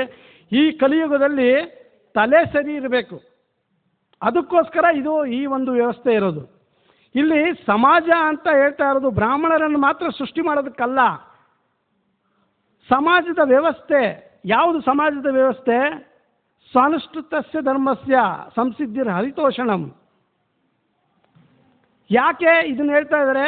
ಹರಿತೋಷಣಂ, ಭಗವಂತನ ತೃಪ್ತಿಪಡಿಸೋದಕ್ಕೆ ಈ 4 ವರ್ಗಗಳು ಬೇಕೇ ಬೇಕು. ಸಮಾಜದಲ್ಲಿ ಎಲ್ಲೂ ಸಹ ನೀವು ಎಲ್ಲೇ ಹುಡುಕಿ, ಇದು ಭಾರತದಲ್ಲೇ ಅಲ್ಲ, ಅಮೆರಿಕದಲ್ಲಾಗಲಿ ಎಲ್ಲಾದರೂ ಆಗಲಿ, ಶ್ರೀಲ ಪ್ರಭುಪಾದರು ಹೇಳ್ತಾರೆ ನೋಡಿ, ಭಾರತದಲ್ಲಿ ಇರುವಂಥ ವ್ಯವಸ್ಥೆಯಲ್ಲಿ ಬ್ರಾಹ್ಮಣ, ಕ್ಷತ್ರಿಯ, ವೈಶ್ಯ, ಶೂದ್ರ ಅಂತ ಇದೆ. ಇದನ್ನು ನಾವು ಏನಾದರೂ ಹೇಳಿದ್ರೆ ಯಾರು ಶೂದ್ರ ಅಂದರೆ ಜನಕ್ಕೆ ಕೋಪ ಬಂದ್ಬಿಡುತ್ತೆ.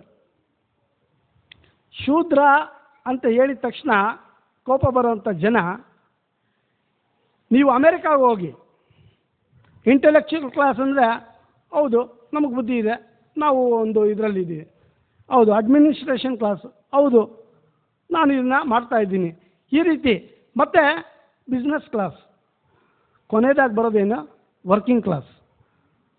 ಈ ಥರ ಇಂಗ್ಲೀಷಲ್ಲಿ ಹೇಳಿದ್ರೆ ತುಂಬ ಚೆನ್ನಾಗಿ ಹಿಡಿಸುತ್ತೆ. ಅದನ್ನೇ ನೀವು ಸಂಸ್ಕೃತದಲ್ಲ ಕನ್ನಡದಲ್ಲ ಹೇಳಿ ಶೂದ್ರ ಅಂತ, ಕೋಪ ಬಂದ್ಬಿಡುತ್ತೆ. ಏನು ಇವ್ರು ದೊಡ್ಡವರಾ, ಇವ್ರು ಚಿಕ್ಕ, ಹಂಗಂತ ಹೋಗಿ ಅಮೆರಿಕಾದಲ್ಲಿ ಹೇಳಿ ನೋಡೋಣ. ಇಂಟೆಲೆಕ್ಚುಯಲ್ ಕ್ಲಾಸ್ ಅಂತ ಪ್ರಭುಪಾದ ಹೇಳಿದ್ರು, ನೀನು ಬ್ರಾಹ್ಮಣ ಅಪ್ಪ, ನಿನಗೆ ಬುದ್ಧಿ ಇದೆ, ಅದಕ್ಕೋಸ್ಕರ ನೀನು ಬ್ರಾಹ್ಮಣ ವರ್ಗದಲ್ಲಿದ್ದೀಯಾ ಹೇಳಿದ್ರೆ ಅಲ್ಲಿರೋರು ಒಪ್ಕೊಂಡ್ರು. ಯಾರಿಗೆ? ಪ್ರಭುಪಾದನ ಒಪ್ಕೊಂಡ್ರು. ಇಂಟೆಲೆಕ್ಚುಯಲ್ ಕ್ಲಾಸ್, ಹೌದು ನಾನು ಬ್ರಾಹ್ಮಣ ಅಂತ ಅಲ್ಲಿಂದ ಬಂದರು ಇಲ್ಲಿಗೆ. ಬ್ರಾಹ್ಮಣ ಹೆಂಗಿರಬೇಕು ಅಂತ ತೋರಿಸಿದ್ರು. ಯಾಕೆ? ಒಬ್ಬ ಅಮೇರಿಕಾದಲ್ಲಿರೋನು ಬ್ರಾಹ್ಮಣ ಆಗಿ ಇಲ್ಲಿಗೆ ಇಂಡಿಯಾಗೆ ಬಂದು ತೋರಿಸಿದ್ಮೇಲೆ ನಾವು ಅಂದ್ಕೊಂಡ್ವಿ, ಅಯ್ಯೋ ನಾವು ಬ್ರಾಹ್ಮಣರ, ಅವರೇ ತಲೆ ಕರ್ಕೊಳ್ಳೋಕೆ ಸ್ಟಾರ್ಟ್ ಮಾಡಿದ್ರು. ಬ್ರಾಹ್ಮಣ ಅಂದರೆ ಭಗವಂತನ ತೃಪ್ತಿಪಡಿಸುವಂಥವನು ಅಷ್ಟೇ. ಬ್ರಾಹ್ಮಣ ಭಗವಂತನ ನೇರವಾಗಿ ತೃಪ್ತಿಪಡಿಸೋನು. ಈ ಮೂರು ವರ್ಗಗಳು ಅವನಿಗೆ ಸಹಾಯ ಮಾಡೋರು.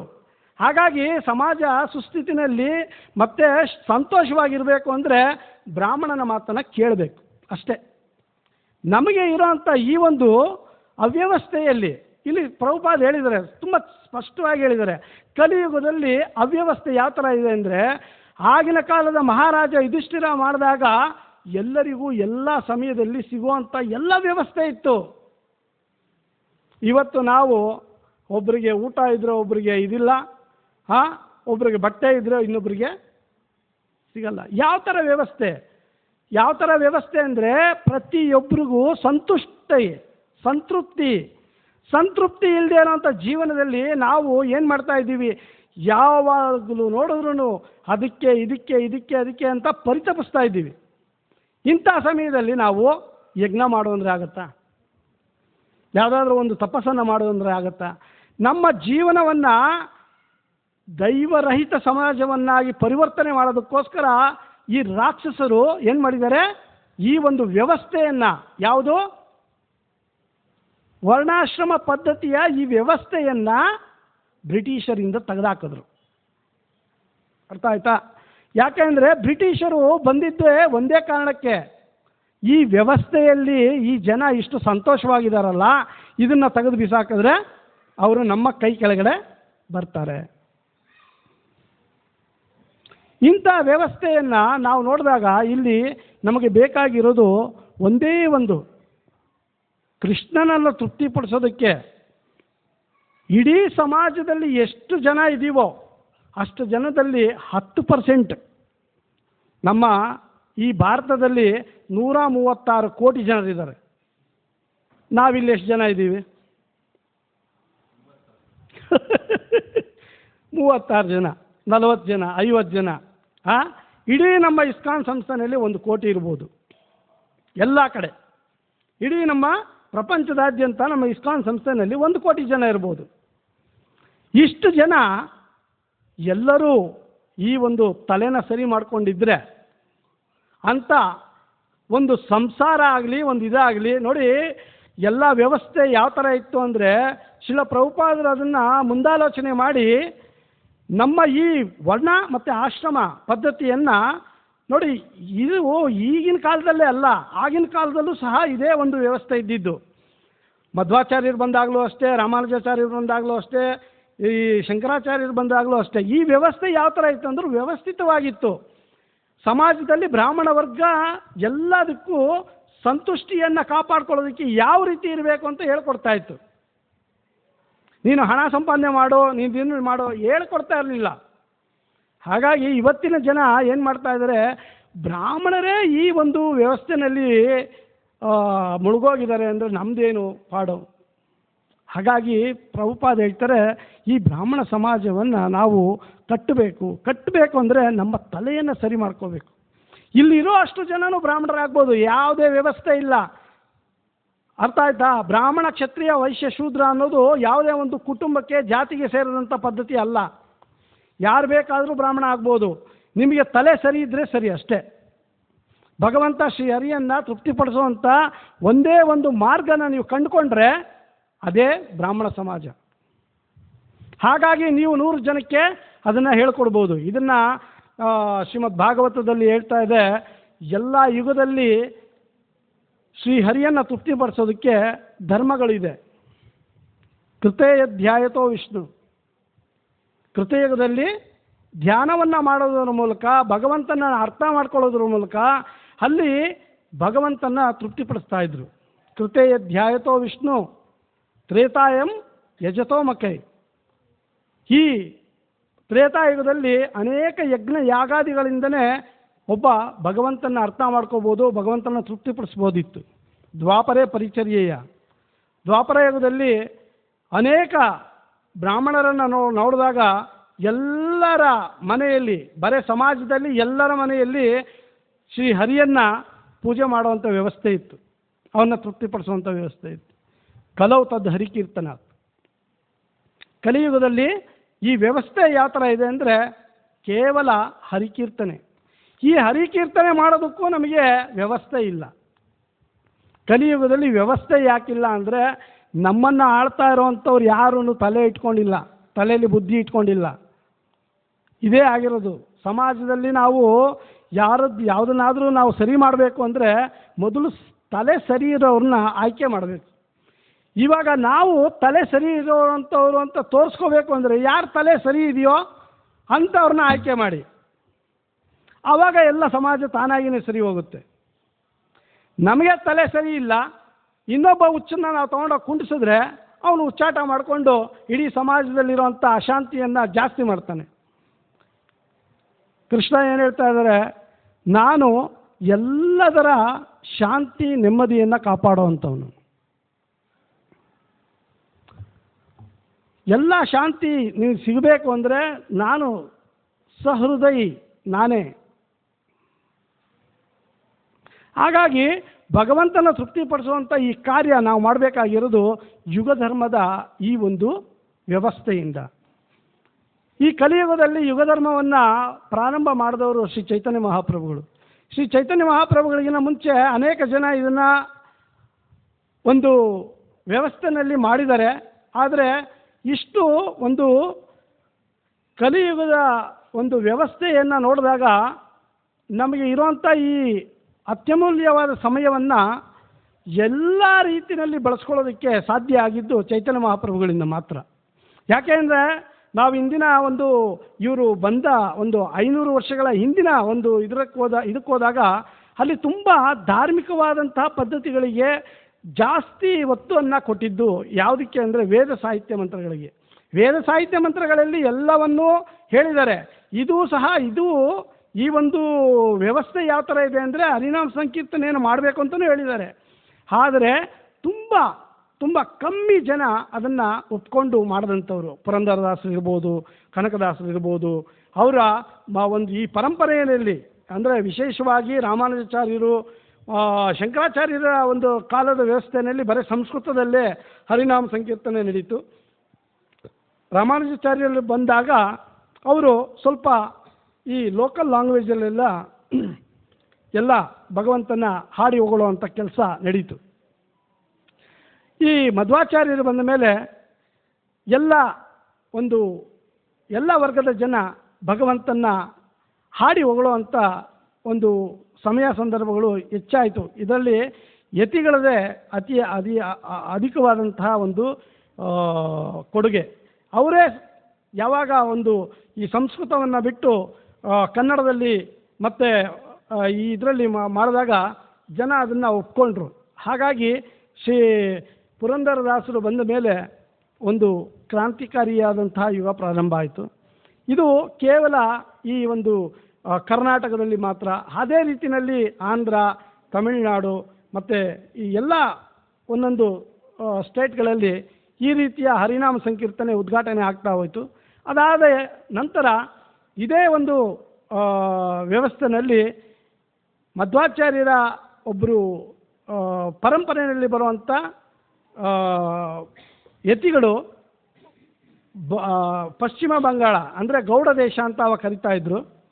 ಅಲ್ಲಿ ಹೋಗಿ ಈ ಪ್ರಚಾರವನ್ನು ಮಾಡಿದ ಮೇಲೆ ಅಲ್ಲಿ ಇದ್ದಂತಹ ಚೈತನ್ಯ ಮಹಾಪ್ರಭುಗಳು ಸ್ವತಃ ಭಗವಂತನ ಅವತಾರ.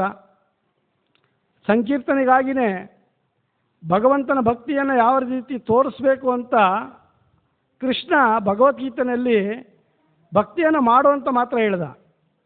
ಭಕ್ತಿಯನ್ನು ಮಾಡಿ ನನ್ನನ್ನು ಒಲಿಸ್ಕೊ ಅಂತ ಹೇಳ್ದ. ಸರ್ವಧರ್ಮಾನ್ ಪರಿತ್ಯಜ್ಯ ಮಾಮೇಕಂ ಶರಣಂ ವ್ರಜ ಅಹಂ ತ್ವಾಂ ಸರ್ವಪಾಪೇಭ್ಯೋ ಮೋಕ್ಷಯಿಷ್ಯಾಮಿ ಮಾ ಶುಚಃ. ಇದು ಭಕ್ತಿಯ ಅತ್ಯಂತ ಉನ್ನತವಾದಂತಹ ಒಂದು ಮಾರ್ಗ. ಹಾಗಾಗಿ ಭಗವಂತನ ಅರ್ಥ ಮಾಡ್ಕೊಳ್ಳೋದಕ್ಕೆ ಮತ್ತು ಅವನಿಗೆ ಶರಣಾಗೋದಕ್ಕೆ ಯಾವ ರೀತಿ ಮಾಡಬೇಕು ಅಂದರೆ ಭಕ್ತರ ಮೂಲಕ ಅವನು ತೋರಿಸ್ಕೊಡೋದಕ್ಕೆ ತಾನೇ ಬಂದ. ಹಾಗಾಗಿ ಈ ಚೈತನ್ಯ ಮಹಾಪ್ರಭುಗಳು ಕೃಷ್ಣನ ಅವತಾರನೇ, ಆದರೆ ಭಕ್ತನ ರೂಪದಲ್ಲಿ. ಇದೊಂಥರ ಗುಪ್ತಾವತಾರ. ಈ ಗುಪ್ತಾವತಾರದಲ್ಲಿ ಬಂದಂಥ ಚೈತನ್ಯ ಮಹಾಪ್ರಭುಗಳು ಈ ಸಂಕೀರ್ತನ ಯಜ್ಞವನ್ನು ಈ ಒಂದು ಭಾರತ ಭೂಮಿಯಲ್ಲಿ ಎಲ್ಲ ಕಡೆ ಆಗೋ ರೀತಿಯಲ್ಲಿ ಒಂದು ವ್ಯವಸ್ಥೆಯನ್ನು ಮಾಡಿಬಿಟ್ಟು ಹೋದರು. ಇದು ಸಂಕೀರ್ತನ ಯಜ್ಞವನ್ನು ಅವರು ಪ್ರಾರಂಭ ಮಾಡಿದಂಥ ಸಮಯದಲ್ಲಿ ಅನೇಕ ಜನ ತಮ್ಮನ್ನು ತಾವು ದೇವರನ್ನು ಯಾವ ರೀತಿ ಅರ್ಥ ಮಾಡ್ಕೊಳ್ಬೇಕು ಅಂದರೆ ತಾನೇ ದೇವರಾಗೋದು ರೀತಿಯಲ್ಲಿ ಒಂದು ವ್ಯವಸ್ಥೆ ಇತ್ತು ಆ ಸಮಯದಲ್ಲಿ.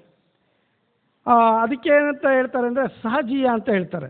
ಸಹಜೀಯ ಅಂದರೆ ದೇವರನ್ನು ನಾನು ಅರ್ಥ ಮಾಡಿಕೊಂಡು ದೇವರೇ ಆಗಿಬಿಡೋದು, ಇದು ಒಂದು ಸಹಜೀಯ. ಅಂದರೆ ದೇವರನ್ನು ಅನುಕರಣೆ ಮಾಡೋದು, ಕೃಷ್ಣನ ಅನುಕರಣೆ ಮಾಡೋದು, ಕೃಷ್ಣನ ಲೀಲೆಗಳನ್ನು ಅನುಕರಣೆ ಮಾಡೋದು. ಇಂಥ ವ್ಯವಸ್ಥೆಯಲ್ಲಿ ಆ ಸಮಯದಲ್ಲಿ ಅತಿಯಾಗಿ ನಡೀತಾ ಇತ್ತು.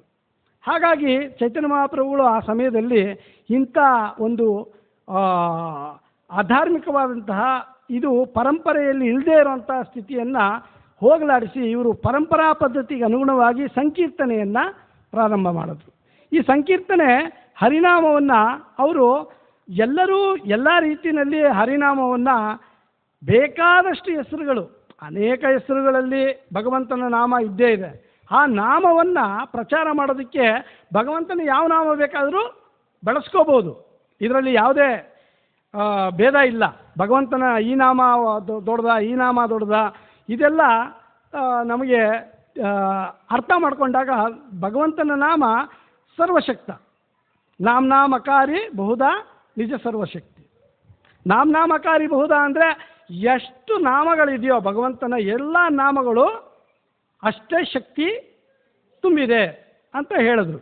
ಹಾಗಾಗಿ ಭಗವಂತ ಶ್ರೀ ಚೈತನ್ಯ ಮಹಾಪ್ರಭುಗಳು ಈ ಒಂದು ವ್ಯವಸ್ಥೆಯನ್ನು ಒಂದೇ ಒಂದು ನಾಮ, ಅದು ರಾಮ ಮತ್ತು ಕೃಷ್ಣ ಹರೇ, ಈ ರೀತಿಯ ಒಂದು ವ್ಯವಸ್ಥೆಯನ್ನು ಅವ್ರೇನು ಮಾಡಿದ್ರು, ಕಲಿಸಂತರಣ ಉಪನಿಷತ್ತಿನಿಂದ ತಗೊಂಡ ಮೇಲೆ ಅದನ್ನು ಉದ್ಘಾಟನೆ ಮಾಡಿದ್ರು. ಯಾವ ರೀತಿ ಅಂದರೆ ಅದು ಹರೇ ನಾಮದಿಂದನೇ ಸ್ಟಾರ್ಟ್ ಆಗಿತ್ತು. ಆಗ ಪ್ರಾರಂಭದಲ್ಲಿ ಹರೇ ನಾಮದಿಂದನೇ ಸ್ಟಾರ್ಟ್ ಆಗಿತ್ತು. ಆಗ ಈ ಒಂದು ಪುರೋಹಿತ ವರ್ಗ ಆವಾಗಿನ ಒಂದು ಸ್ವಲ್ಪ ಸಮಾಜದಲ್ಲಿ ಬ್ರಾಹ್ಮಣರು ಅನ್ನಿಸ್ಕೊಂಡವರು ಅದಕ್ಕೆ ವಿರೋಧ ವ್ಯಕ್ತಪಡಿಸಿದ್ರು. ನೋಡಿ, ಬ್ರಾಹ್ಮಣರಿಗೆ ಇದ್ದಂಥ ಈ ವೇದ ಮಂತ್ರವನ್ನು ನೀವು ಎಲ್ಲರಿಗೂ ಹಂಚಿ ಇದು ಸರಿಯಾದ ವ್ಯವಸ್ಥೆ ಅಲ್ಲ, ಇದನ್ನು ನೀವು ಮಾಡಬಾರ್ದು, ನೀವು ಬ್ರಾಹ್ಮಣರಾಗಿದ್ದುಕೊಂಡು ಇಂಥ ಒಂದು ಅಪಚಾರವನ್ನು ಮಾಡಬಾರ್ದು ಅಂದಾಗ ಅವ್ರು ಹೇಳಿದ್ರು, ರಾಮ ಕ್ಷತ್ರಿಯ, ಆದರೆ ಕೃಷ್ಣ ಯಾರು ವೈಶ್ಯ, ಅವನಿಗಿನ ಕೆಳಗಡೆ ಇರೋನಲ್ವಾ, ಅವನನ್ನಾದರೂ ನಾವು ಇದು ಮಾಡ್ಕೋಬೋದು ಅಂತೇಳಿ ಅದನ್ನು ಮಂತ್ರವನ್ನು ಉಲ್ಟಾ ಮಾಡಿದ್ರು. ಯಾವುದು ಈ ಹರೇ ರಾಮದಿಂದ ಸ್ಟಾರ್ಟ್ ಆಯಿತೋ ಅದನ್ನು ಹರೇ ಕೃಷ್ಣದಿಂದ ಪ್ರಾರಂಭ ಮಾಡಿ ಭಗವಂತನ ಈ ಒಂದು ಪುಣ್ಯನಾಮವನ್ನು ನೋಡಿ, ಭಗವಂತ ಯಾವುದನ್ನು ಬೇಕಾದರೂ ಚೇಂಜ್ ಮಾಡಿ ಕೊಡೋದಕ್ಕೆ ಅವನು ಸರ್ವಶಕ್ತ. ಹಾಗಾಗಿ ಕೊಟ್ಟರು. ಇದು ಹರಿನಾಮ ಸಂಕೀರ್ತನೆಯ ವಿಶೇಷವಾದಂತಹ ಒಂದು ಪ್ರಭಾವ ಎಲ್ಲ ಕಡೆ ಬೀರ್ತಾ ಹೋಯಿತು.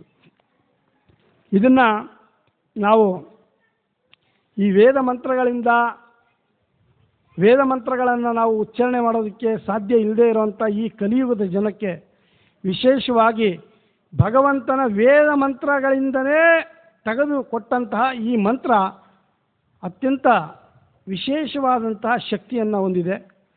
ಇವತ್ತು ನಾವು ಹೋದವಾರ ನೋಡಿದಂಥ ಸಂದರ್ಭದಲ್ಲಿ 48 ದಿನಗಳ ಮಹಾಯಜ್ಞವನ್ನು ಮಾಡಿ ಪ್ರಭುಗಳು ಎಲ್ಲರಿಗೂ ಒಂದು ಏನು ಕೊಟ್ಟರು, ಕಂಕಣವನ್ನು ಕೊಟ್ಟು ರಕ್ಷೆಯನ್ನು ಕೊಟ್ಟು ಅವರ ಜೀವನದಲ್ಲಿ ಅದ್ಭುತವಾದಂತಹ ಕಾರ್ಯಸಾಧ್ಯ ಆಗಲಿ ಅಂತ ಹೇಳಿ ಎಲ್ಲರಿಗೂ ಆಶೀರ್ವಾದ ಮಾಡಿಕೊಟ್ಟಿದ್ದಾರೆ. ಇದು ಸಂಕೀರ್ತನೆ ಯಜ್ಞದ ಪ್ರಭಾವ. ಈ ಸಂಕೀರ್ತನೆ ಯಜ್ಞ ಭಗವಂತ ಸ್ಪಷ್ಟವಾಗಿ ಹೇಳಿರುವಂಥ ಪ್ರಕಾರ ಈ ಒಂದು ಯಾವ ರೀತಿ ಇರುತ್ತೆ, ಇದಕ್ಕೆ ಒಂದು 2 ಶ್ಲೋಕವನ್ನು ಭಗವದ್ಗೀತೆಯಿಂದ ನಾನು ನಿಮಗೆ ಉದಾಹರಣೆ ಮಾಡಿ ಹೇಳ್ತೀನಿ. 10ನೇ ಅಧ್ಯಾಯದ 25ನೇ ಶ್ಲೋಕ.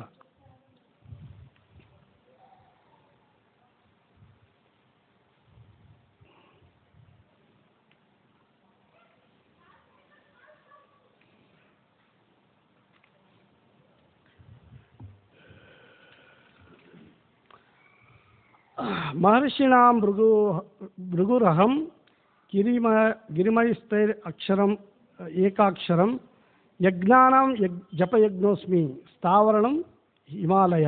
ಇಲ್ಲಿ ಯಜ್ಞಾನಂ ಜಪಯಜ್ಞೋಸ್ಮಿ, ಯಜ್ಞದಲ್ಲಿ ಜಪಯಜ್ಞ. ಇದು ನಾವು ಕಲಿಯುಗದಲ್ಲಿ ಮಾಡ್ತಾ ಇರುವಂಥ ಈ ಜಪಯಜ್ಞ ಏನಿದೆ, ಹರೇ ಕೃಷ್ಣ ಕೃಷ್ಣ ಕೃಷ್ಣ ಹರೇ ಹರೇ ಹರೇ ರಾಮ ರಾಮ ರಾಮ ಹರೇ ಹರೇ. ಇದು ಜಪಯಜ್ಞ. ಈ ಜಪಯಜ್ಞದಲ್ಲಿ ನಾನು ಏನಾಗಿರ್ತೀನಿ, ಸ್ಥಿತನಾಗಿರ್ತೀನಿ ಅಂತ ಕೃಷ್ಣ ಸ್ಪಷ್ಟವಾಗಿ ಹೇಳಿದ್ದಾರೆ.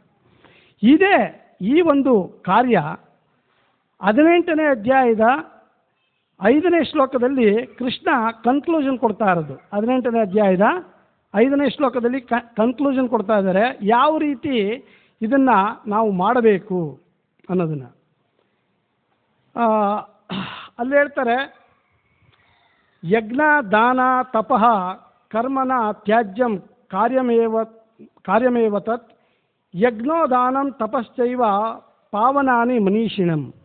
ಯಜ್ಞ ದಾನ ತಪಸ್ಸುಗಳನ್ನು ಬಿಡಬಾರದು, ಅವುಗಳನ್ನು ಮಾಡಬೇಕು. ವಾಸ್ತವವಾಗಿ ಯಜ್ಞ ದಾನ ತಪಸ್ಸುಗಳು ಮಹಾತ್ಮರನ್ನು ಸಹ ಪರಿಶುದ್ಧಗೊಳಿಸುತ್ತವೆ. ನಾವು ಸಾಮಾನ್ಯ ಮನುಷ್ಯರು, ಮಹಾತ್ಮರಲ್ಲ. ಆದರೆ ಇಲ್ಲಿ ಕೃಷ್ಣ ಹೇಳ್ತಾ ಇದ್ದಾನೆ, ಯಜ್ಞ ದಾನ ತಪಸ್ಸು.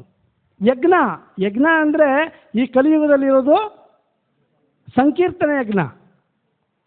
ಸಂಕೀರ್ತನೆ ಯಜ್ಞವನ್ನು ನಾವು ಜಪದ ಮೂಲಕನೂ ಮಾಡ್ತೀವಿ, ಸಂಕೀರ್ತನೆ ಮೂಲಕವೂ ಮಾಡ್ತೀವಿ. ಜಪ ಮಾಡುವಾಗ ಅದೇ ಹರೇ ಕೃಷ್ಣ ಮಂತ್ರವನ್ನು ಹೇಳ್ತಾ ಇದ್ದೀವಿ, ಸಂಕೀರ್ತನೆ ಮಾಡುವಾಗಲೂ ಹರೇ ಕೃಷ್ಣ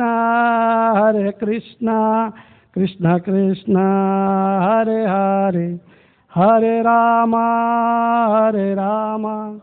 ರಾಮ ರಾಮ ಹರೇ ಹರೇ. ಜಪಯಜ್ಞ ಸಂಕೀರ್ತನ ಯಜ್ಞ. ಇಲ್ಲಿ ಸ್ಪಷ್ಟವಾಗಿ ಕೃಷ್ಣ ಹೇಳ್ತಾ ಇರೋದು, ಕನ್ಕ್ಲೂಷನ್ ಕೊಡ್ತಾ ಇರೋದು ಭಗವದ್ಗೀತೆಯಲ್ಲಿ. ಇದಕ್ಕೇನಂತ ಹೇಳ್ತಾರೆ, ಉಪಸಂಹಾರ, ವೈರಾಗ್ಯದ ಪರಿಪೂರ್ಣತೆ. ಇಲ್ಲಿ ನಮಗೆ ಸ್ಪಷ್ಟವಾದ ನಿರ್ದೇಶನ ಏನು ಕೊಡ್ತಾ ಇದ್ದಾರೆ ಅಂದರೆ, ಯಜ್ಞ ದಾನ ಮತ್ತು ತಪಸ್ಸು. ತಪಸ್ಸು ಅಂದರೆ ಏನು? ನಾವು 5 ಗಂಟೆಗೆ ಎದ್ದು ಚಳಿನಲ್ಲಿ ನಡ್ಕೊಂಡು, ಇಲ್ಲ ತೂಗುಡಿಸ್ಕೊಂಡು, ನಿದ್ದೆ ತಡೆಯೋಕ್ಕಾಗ್ದಿರ ಪ್ರಭುಗಳು ಹೇಳ್ಬಿಟ್ಟಿದ್ದಾರೆ 5 ಗಂಟೆಗೆ ಎದ್ದೊಳ್ಳೇಬೇಕು, ಅದು ಏನಾದರೂ ಆಗಲಿ ಅಂತ ಎದ್ದು ಜಪ ಮಾಡ್ತಾ ಇರ್ತಾರೆ. ಕೆಲವೊಂದು ಸರಿ ತೂಗುಡಿಸ್ತಾರೆ, ಎದ್ದೊಳ್ತಾರೆ. ಇಲ್ಲ, ಏನಾದರೂ ಆಗಲಿ 16 ಮೇಲೆ ಜಪ ಮಾಡೋದು, ಇದು ತಪಸ್ಸು. ಯಜ್ಞ ಯಾವುದು? ಜಪ ಮಾಡೋದು. ಜಪ ಮಾಡೋದು ಯಜ್ಞ ಆಗುತ್ತೆ. ಅದಕ್ಕೆ ಪೂರ್ವಭಾವಿಯಾಗಿ ಎದ್ದು ನಾವು ಆ ತಪಸ್ಸನ್ನು ಆಚರಿಸಬೇಕು ಅಂದರೆ ಆ ಸಮಯವನ್ನು ನಿಗದಿಪಡಿಸ್ಕೊಂಡು ನಾವು ಎದ್ದೇಳ್ತೀವಲ್ಲ, ಅದು ತಪಸ್ಸು. ಹಾಗೆ ನಾವು ತಪಸ್ಸನ್ನು ಅನೇಕ ಬಾರಿ ಮಾಡ್ತೀವಿ. ಅದು ಏಕಾದಶಿ ವ್ರತ ಇರ್ಬೋದು, ಭಗವಂತ ಕೃಷ್ಣ ಜನ್ಮಾಷ್ಟಮಿನಲ್ಲಿ ಅವನಿಗಾಗಿ ನಾವು ಒಂದು ವ್ರತವನ್ನು ಆಚರಣೆ ಮಾಡೋದು, ಅನೇಕ ವೈಷ್ಣವಾಚಾರ್ಯರ ಒಂದು ಆವಿರ್ಭಾವ ಮತ್ತು ತಿರೋಭಾವಗಳಲ್ಲಿ ವ್ರತಗಳನ್ನು ಮಾಡೋದು, ಹಾಗೆ ಚಾತುರ್ಮಾಸ್ಯ ಮಾಡೋದು, ಇದೆಲ್ಲವೂ ತಪಸ್ಸು. ಹಾಗಾಗಿ ದಾನ ಅಂದರೆ ನಾವು ಭಗವಂತನಿಗಾಗಿ ನಾವು ಧರ್ಮ ಮಾರ್ಗದಲ್ಲಿ ಏನನ್ನು ಗಳಿಸಿದ್ದೀವೋ, ನಾವೇನು ಗಳಿಸಿದ್ದೀವೋ ಅದನ್ನು ಯಜ್ಞ ರೂಪದಲ್ಲಿ ದಾನ ಮಾಡೋದು. ಇದನ್ನೇ 4ನೇ ಅಧ್ಯಾಯದಲ್ಲಿ ಕೃಷ್ಣ ಹೇಳ್ತಾರೆ, ಜ್ಞಾನಮಯ ಯಜ್ಞ, ದ್ರವ್ಯಮಯ ಯಜ್ಞ ಮತ್ತು ತಪೋಯಜ್ಞ. ಇದು ಎಲ್ಲ ಯಜ್ಞಗಳೇ. ಅದಕ್ಕೆ ಇಲ್ಲಿ ಕೃಷ್ಣ ಸ್ಪಷ್ಟವಾಗಿ ಕನ್ಕ್ಲೂಷನ್ ಕೊಡ್ತಾ ಇರೋದೇನು? ಯಜ್ಞ ದಾನ ತಪಸ್ಸು, ಇವುಗಳನ್ನು ಮಹಾತ್ಮರು ಸಹ ಪರಿಶುದ್ಧರಾಗ್ತಾರೆ. ಅದಕ್ಕೋಸ್ಕರ ಎಲ್ಲರೂ ಮಾಡುವಂಥ ಕಾರ್ಯ ಇದು. ಹಾಗಾಗಿ ನಾವು ಮಾಡಬೇಕಾಗಿರುವಂಥ ಕಾರ್ಯನೂ ಇದೇ ಆಗಿರಬೇಕು. ಈ ಯಜ್ಞ ದಾನ ಅಂದರೆ ಭಗವಂತನಿಗಾಗಿ ಎಲ್ಲ ರೀತಿಯ ನಮ್ಮಲ್ಲಿರುವಂಥ ಸಂಪತ್ತನ್ನು ಕಿಂಚಿತ್ ಅಟ್ಲೀಸ್ಟ್ 100% ಬೇಡ, ಯಾಕೆಂದರೆ ಎಲ್ಲರೂ ಪುರಂದರದಾಸರಾಗೋದಕ್ಕೆ ಸಾಧ್ಯ ಇಲ್ಲ. ಆದರೆ ಕಿಂಚಿತ್ ದಾನವನ್ನು ಮಾಡಬಹುದು. ಇವಾಗ ನಿಮಗೆ ಈ ಒಂದು ಕ್ಲಾಸ್ ಮುಗಿದ ತಕ್ಷಣ ನಿಮಗೆ ಒಂದು ಯಾವುದಾದ್ರು ಒಂದು ಸಮಯ ನೀವು ಹೇಳೋದು ಎಲ್ಲ ಅನೌನ್ಸ್ಮೆಂಟಲ್ಲಿ ನಿಮಗೆ ಗೊತ್ತಾಗುತ್ತೆ ಯಾರ್ಯಾರು ದಾನವನ್ನು ಮಾಡಿದ್ದಾರೆ, ಅವರಿಗೆ ಯಾವ ರೀತಿ ಪ್ರಗತಿ ಕಾಣ್ತಾರೆ. ನೋಡಿ, ಸೇವೆ ಅನ್ನೋದು ಇದು ದಾನದ ಮೂಲಕನೂ ಆಗುತ್ತೆ. ನೀವು ಇಲ್ಲಿ ಭಗವಂತನಿಗೆ ಮಾಡುವಂಥ ಸೇವೆ ಎಲ್ಲರೂ ಕಣ್ತುಂಬಿಸ್ಕೋತಾರೆ, ಹೌದಾ? ಭಗವಂತನಿಗೆ ಹಾಕಿರುವಂಥ ಒಂದು ಅಲಂಕಾರ ಇರ್ಬೋದು, ಮಾಲೆ ಇರ್ಬೋದು, ಮತ್ತು ಇಲ್ಲಿ ಬಂದು ನೀವು ಪ್ರಸಾದ ತಗೋತೀರಾ, ಅದಕ್ಕಾಗಿ ನೀವು ದಾನವನ್ನು ಮಾಡಿದ್ದೀರಾ, ಅದು ಸಹ ನಿಮ್ಮ ಹೃದಯ ಪರಿಶುದ್ಧಿಗೆ ಸಹಕಾರಿ. ಹಾಗಾಗಿ ಪ್ರತಿಯೊಬ್ಬರೂ ಸಹ ಇಂಥ ಯಜ್ಞ, ದಾನ, ತಪಸ್ಸುಗಳಲ್ಲಿ ತೊಡಗಿ ನಮ್ಮ ಜೀವನವನ್ನು ಪರಿಪೂರ್ಣ ಮಾಡ್ಕೋಬೋದು. ಇದು ಈ ಕಲಿಯುಗದಲ್ಲಿ ವಿಶೇಷವಾಗಿ ಶ್ರೀಲ ಪ್ರಭುಪಾದರು ಈ ಒಂದು ಸಂಕೀರ್ತನೆ ಯಜ್ಞವನ್ನು ಇಡೀ ಪ್ರಪಂಚದಾದ್ಯಂತ ನಮಗೆ ಹರಡಿ ಇವತ್ತು ನಾವು ಸಹ ಅದರಲ್ಲಿ ಭಾಗಿಯಾಗೋ ರೀತಿಯಲ್ಲಿ ಅವರ ಶಿಷ್ಯರು ಮತ್ತು ಆ ಒಂದು ಮಾರ್ಗದಲ್ಲಿ ಬಂದಂತಹ ಪರಂಪರೆಯ ಮೂಲಕ ಬಂದಂತಹ ಅನೇಕ ಜನ ನಮ್ಮನ್ನು ಉದ್ಧಾರ ಮಾಡ್ತಾ ಇದ್ದಾರೆ. ನಾವು ಅವರೆಲ್ಲರಿಗೂ ಒಂದು ಸಾರಿ ಕೃತಜ್ಞತಾಪೂರ್ವಕವಾಗಿ ಹರೇ ಕೃಷ್ಣ ಮಂತ್ರವನ್ನು ಹೇಳೋಣ. ಹರೇ ಕೃಷ್ಣ ಕೃಷ್ಣ ಕೃಷ್ಣ ಹರೇ ಹರೇ, ಹರೇ ರಾಮ ರಾಮ ರಾಮ ಹರೇ. ಜಯ ಶ್ರೀಮದ್ ಭಾಗವತಂ ಕಿ ಜಯ, ಜಗದ್ಗುರು ಶ್ರೀಲ ಪ್ರಭುಪಾದ ಕಿ ಜಯ. ಯಾರಿಗಾದರೂ ಏನಾದರೂ ಪ್ರಶ್ನೆ ಇದೆಯಾ?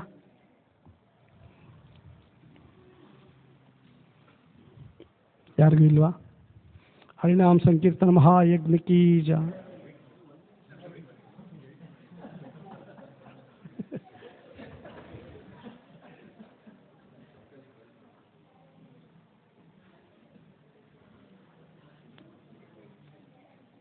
ಯಾರಿಗೆ ಪ್ರಶ್ನೆ ಇದ್ದರೆ ದಯವಿಟ್ಟು ಕೈ ಎತ್ತಿ. ಇಲ್ಲ ಖಂಡಿತ ಹೇಳಿ.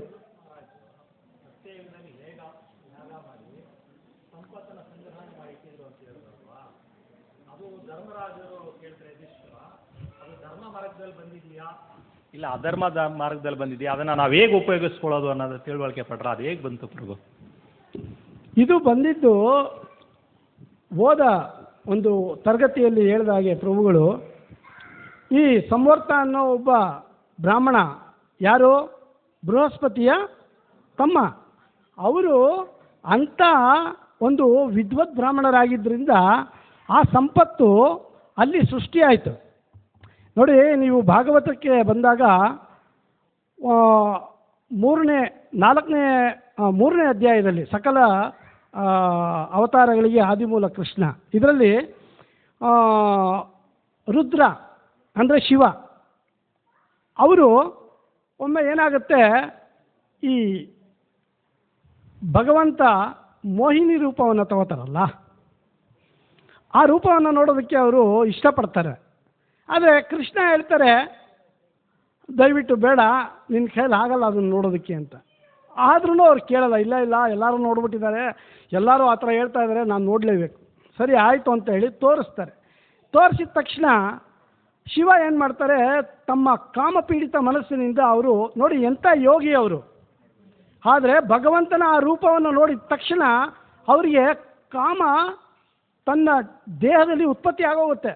ಅವರು ಯಾವುದೇ ರೀತಿಯಲ್ಲಿ ತಡ್ಕೊಳಕ್ಕಾಗ್ದಿರ ಅವರು ಹಿಂದೆ ಓಡ್ತಾರೆ. ಯಾರು? ವಿಷ್ಣು ಮೋಹಿನಿ ರೂಪವನ್ನು ತಾಳ್ಕೊಂಡು ಅವ್ರು ಹೇಳ್ತಾರೆ ಬೇಡ ಅಂತ, ಕೇಳಲಿಲ್ಲ.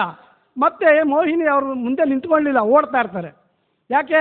ಇವರಿಂದ ತಪ್ಪಿಸ್ಕೋಬೇಕಲ್ಲ, ಅದಕ್ಕೆ ಓಡ್ತಾ ಇರ್ತಾರೆ. ಆವಾಗ ಅವರ ವೀರ್ಯ ಸ್ಖಲನ ಆಗುತ್ತೆ. ಆ ವೀರ್ಯ ಈ ಒಂದು ಹಿಮಾಲಯದ ತಪ್ಪಲಲ್ಲಿ ಬೀಳುತ್ತೆ. ಆವಾಗ ಅನೇಕ ಅವರ ವೀರ್ಯ ಏನೋ ವೇಸ್ಟ್ ಆಗಿಲ್ಲ, ಅದು ಏನಾಗಿದೆ, ಪರ್ವತದ ಶ್ರೇಣಿಯಲ್ಲಿ ಈ ಒಂದು ಚಿನ್ನ ಮತ್ತು ಮುತ್ತು ರತ್ನಗಳು ಎಲ್ಲ ಪ್ರತಿಯೊಂದು ದ್ರವ್ಯಗಳು ಅಲ್ಲಿ ಉತ್ಪತ್ತಿಯಾಗಿದೆ. ಅದು ಯಾವುದರ ಪರಿಣಾಮ? ಮಹಾತ್ಮರು ಯಾವುದೇ ಕಾರ್ಯಕ್ಕೆ ತಮ್ಮಲ್ಲಿರುವಂಥ ಈ ತೇಜಸ್ಸು ಓಜಸ್ಸನ್ನು ಯಾಕೆ ಹಿಡಿದಿಟ್ಕೋತಾರೆ ಅಂದರೆ, ತಮ್ಮಲ್ಲಿರುವಂಥ ಓಜಸ್ಸು ಯಾವತ್ತೂ ವೇಸ್ಟ್ ಆಗೋದಕ್ಕೆ ಬಿಡಲ್ಲ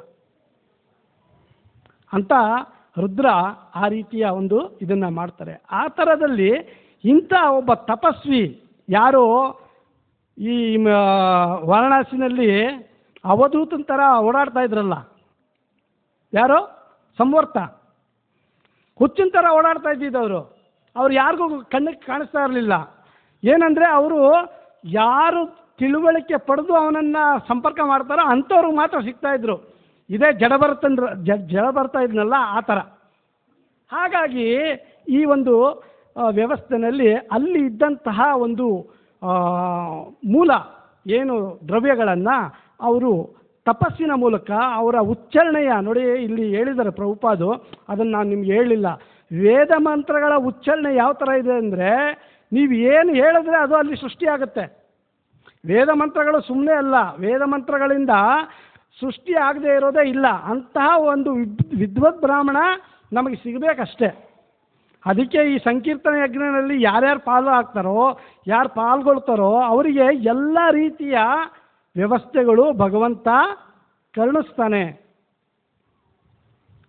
ಹಾಗಾಗಿ ಅಲ್ಲಿ ಆ ರೀತಿಯ ಒಂದು ದ್ರವ್ಯ ಇರೋದು ವೇದವ್ಯಾಸರಿಗೆ ಮೊದಲೇ ಗೊತ್ತಿತ್ತು. ಹಾಗಾಗಿ ಯುಧಿಷ್ಠಿರನಿಗೆ ಅದನ್ನು ಹೇಳಿದ್ರು. ಆ ಮರುತ್ತನಿಗೆ ಸಿಕ್ಕಿದ್ದು ಸಂವರ್ತನ ಅನ್ನೋ ಋಷಿಮುನಿಯಿಂದ. ಸರಿ ಆಯ್ತಾ? ಹರೇ ಕೃಷ್ಣ.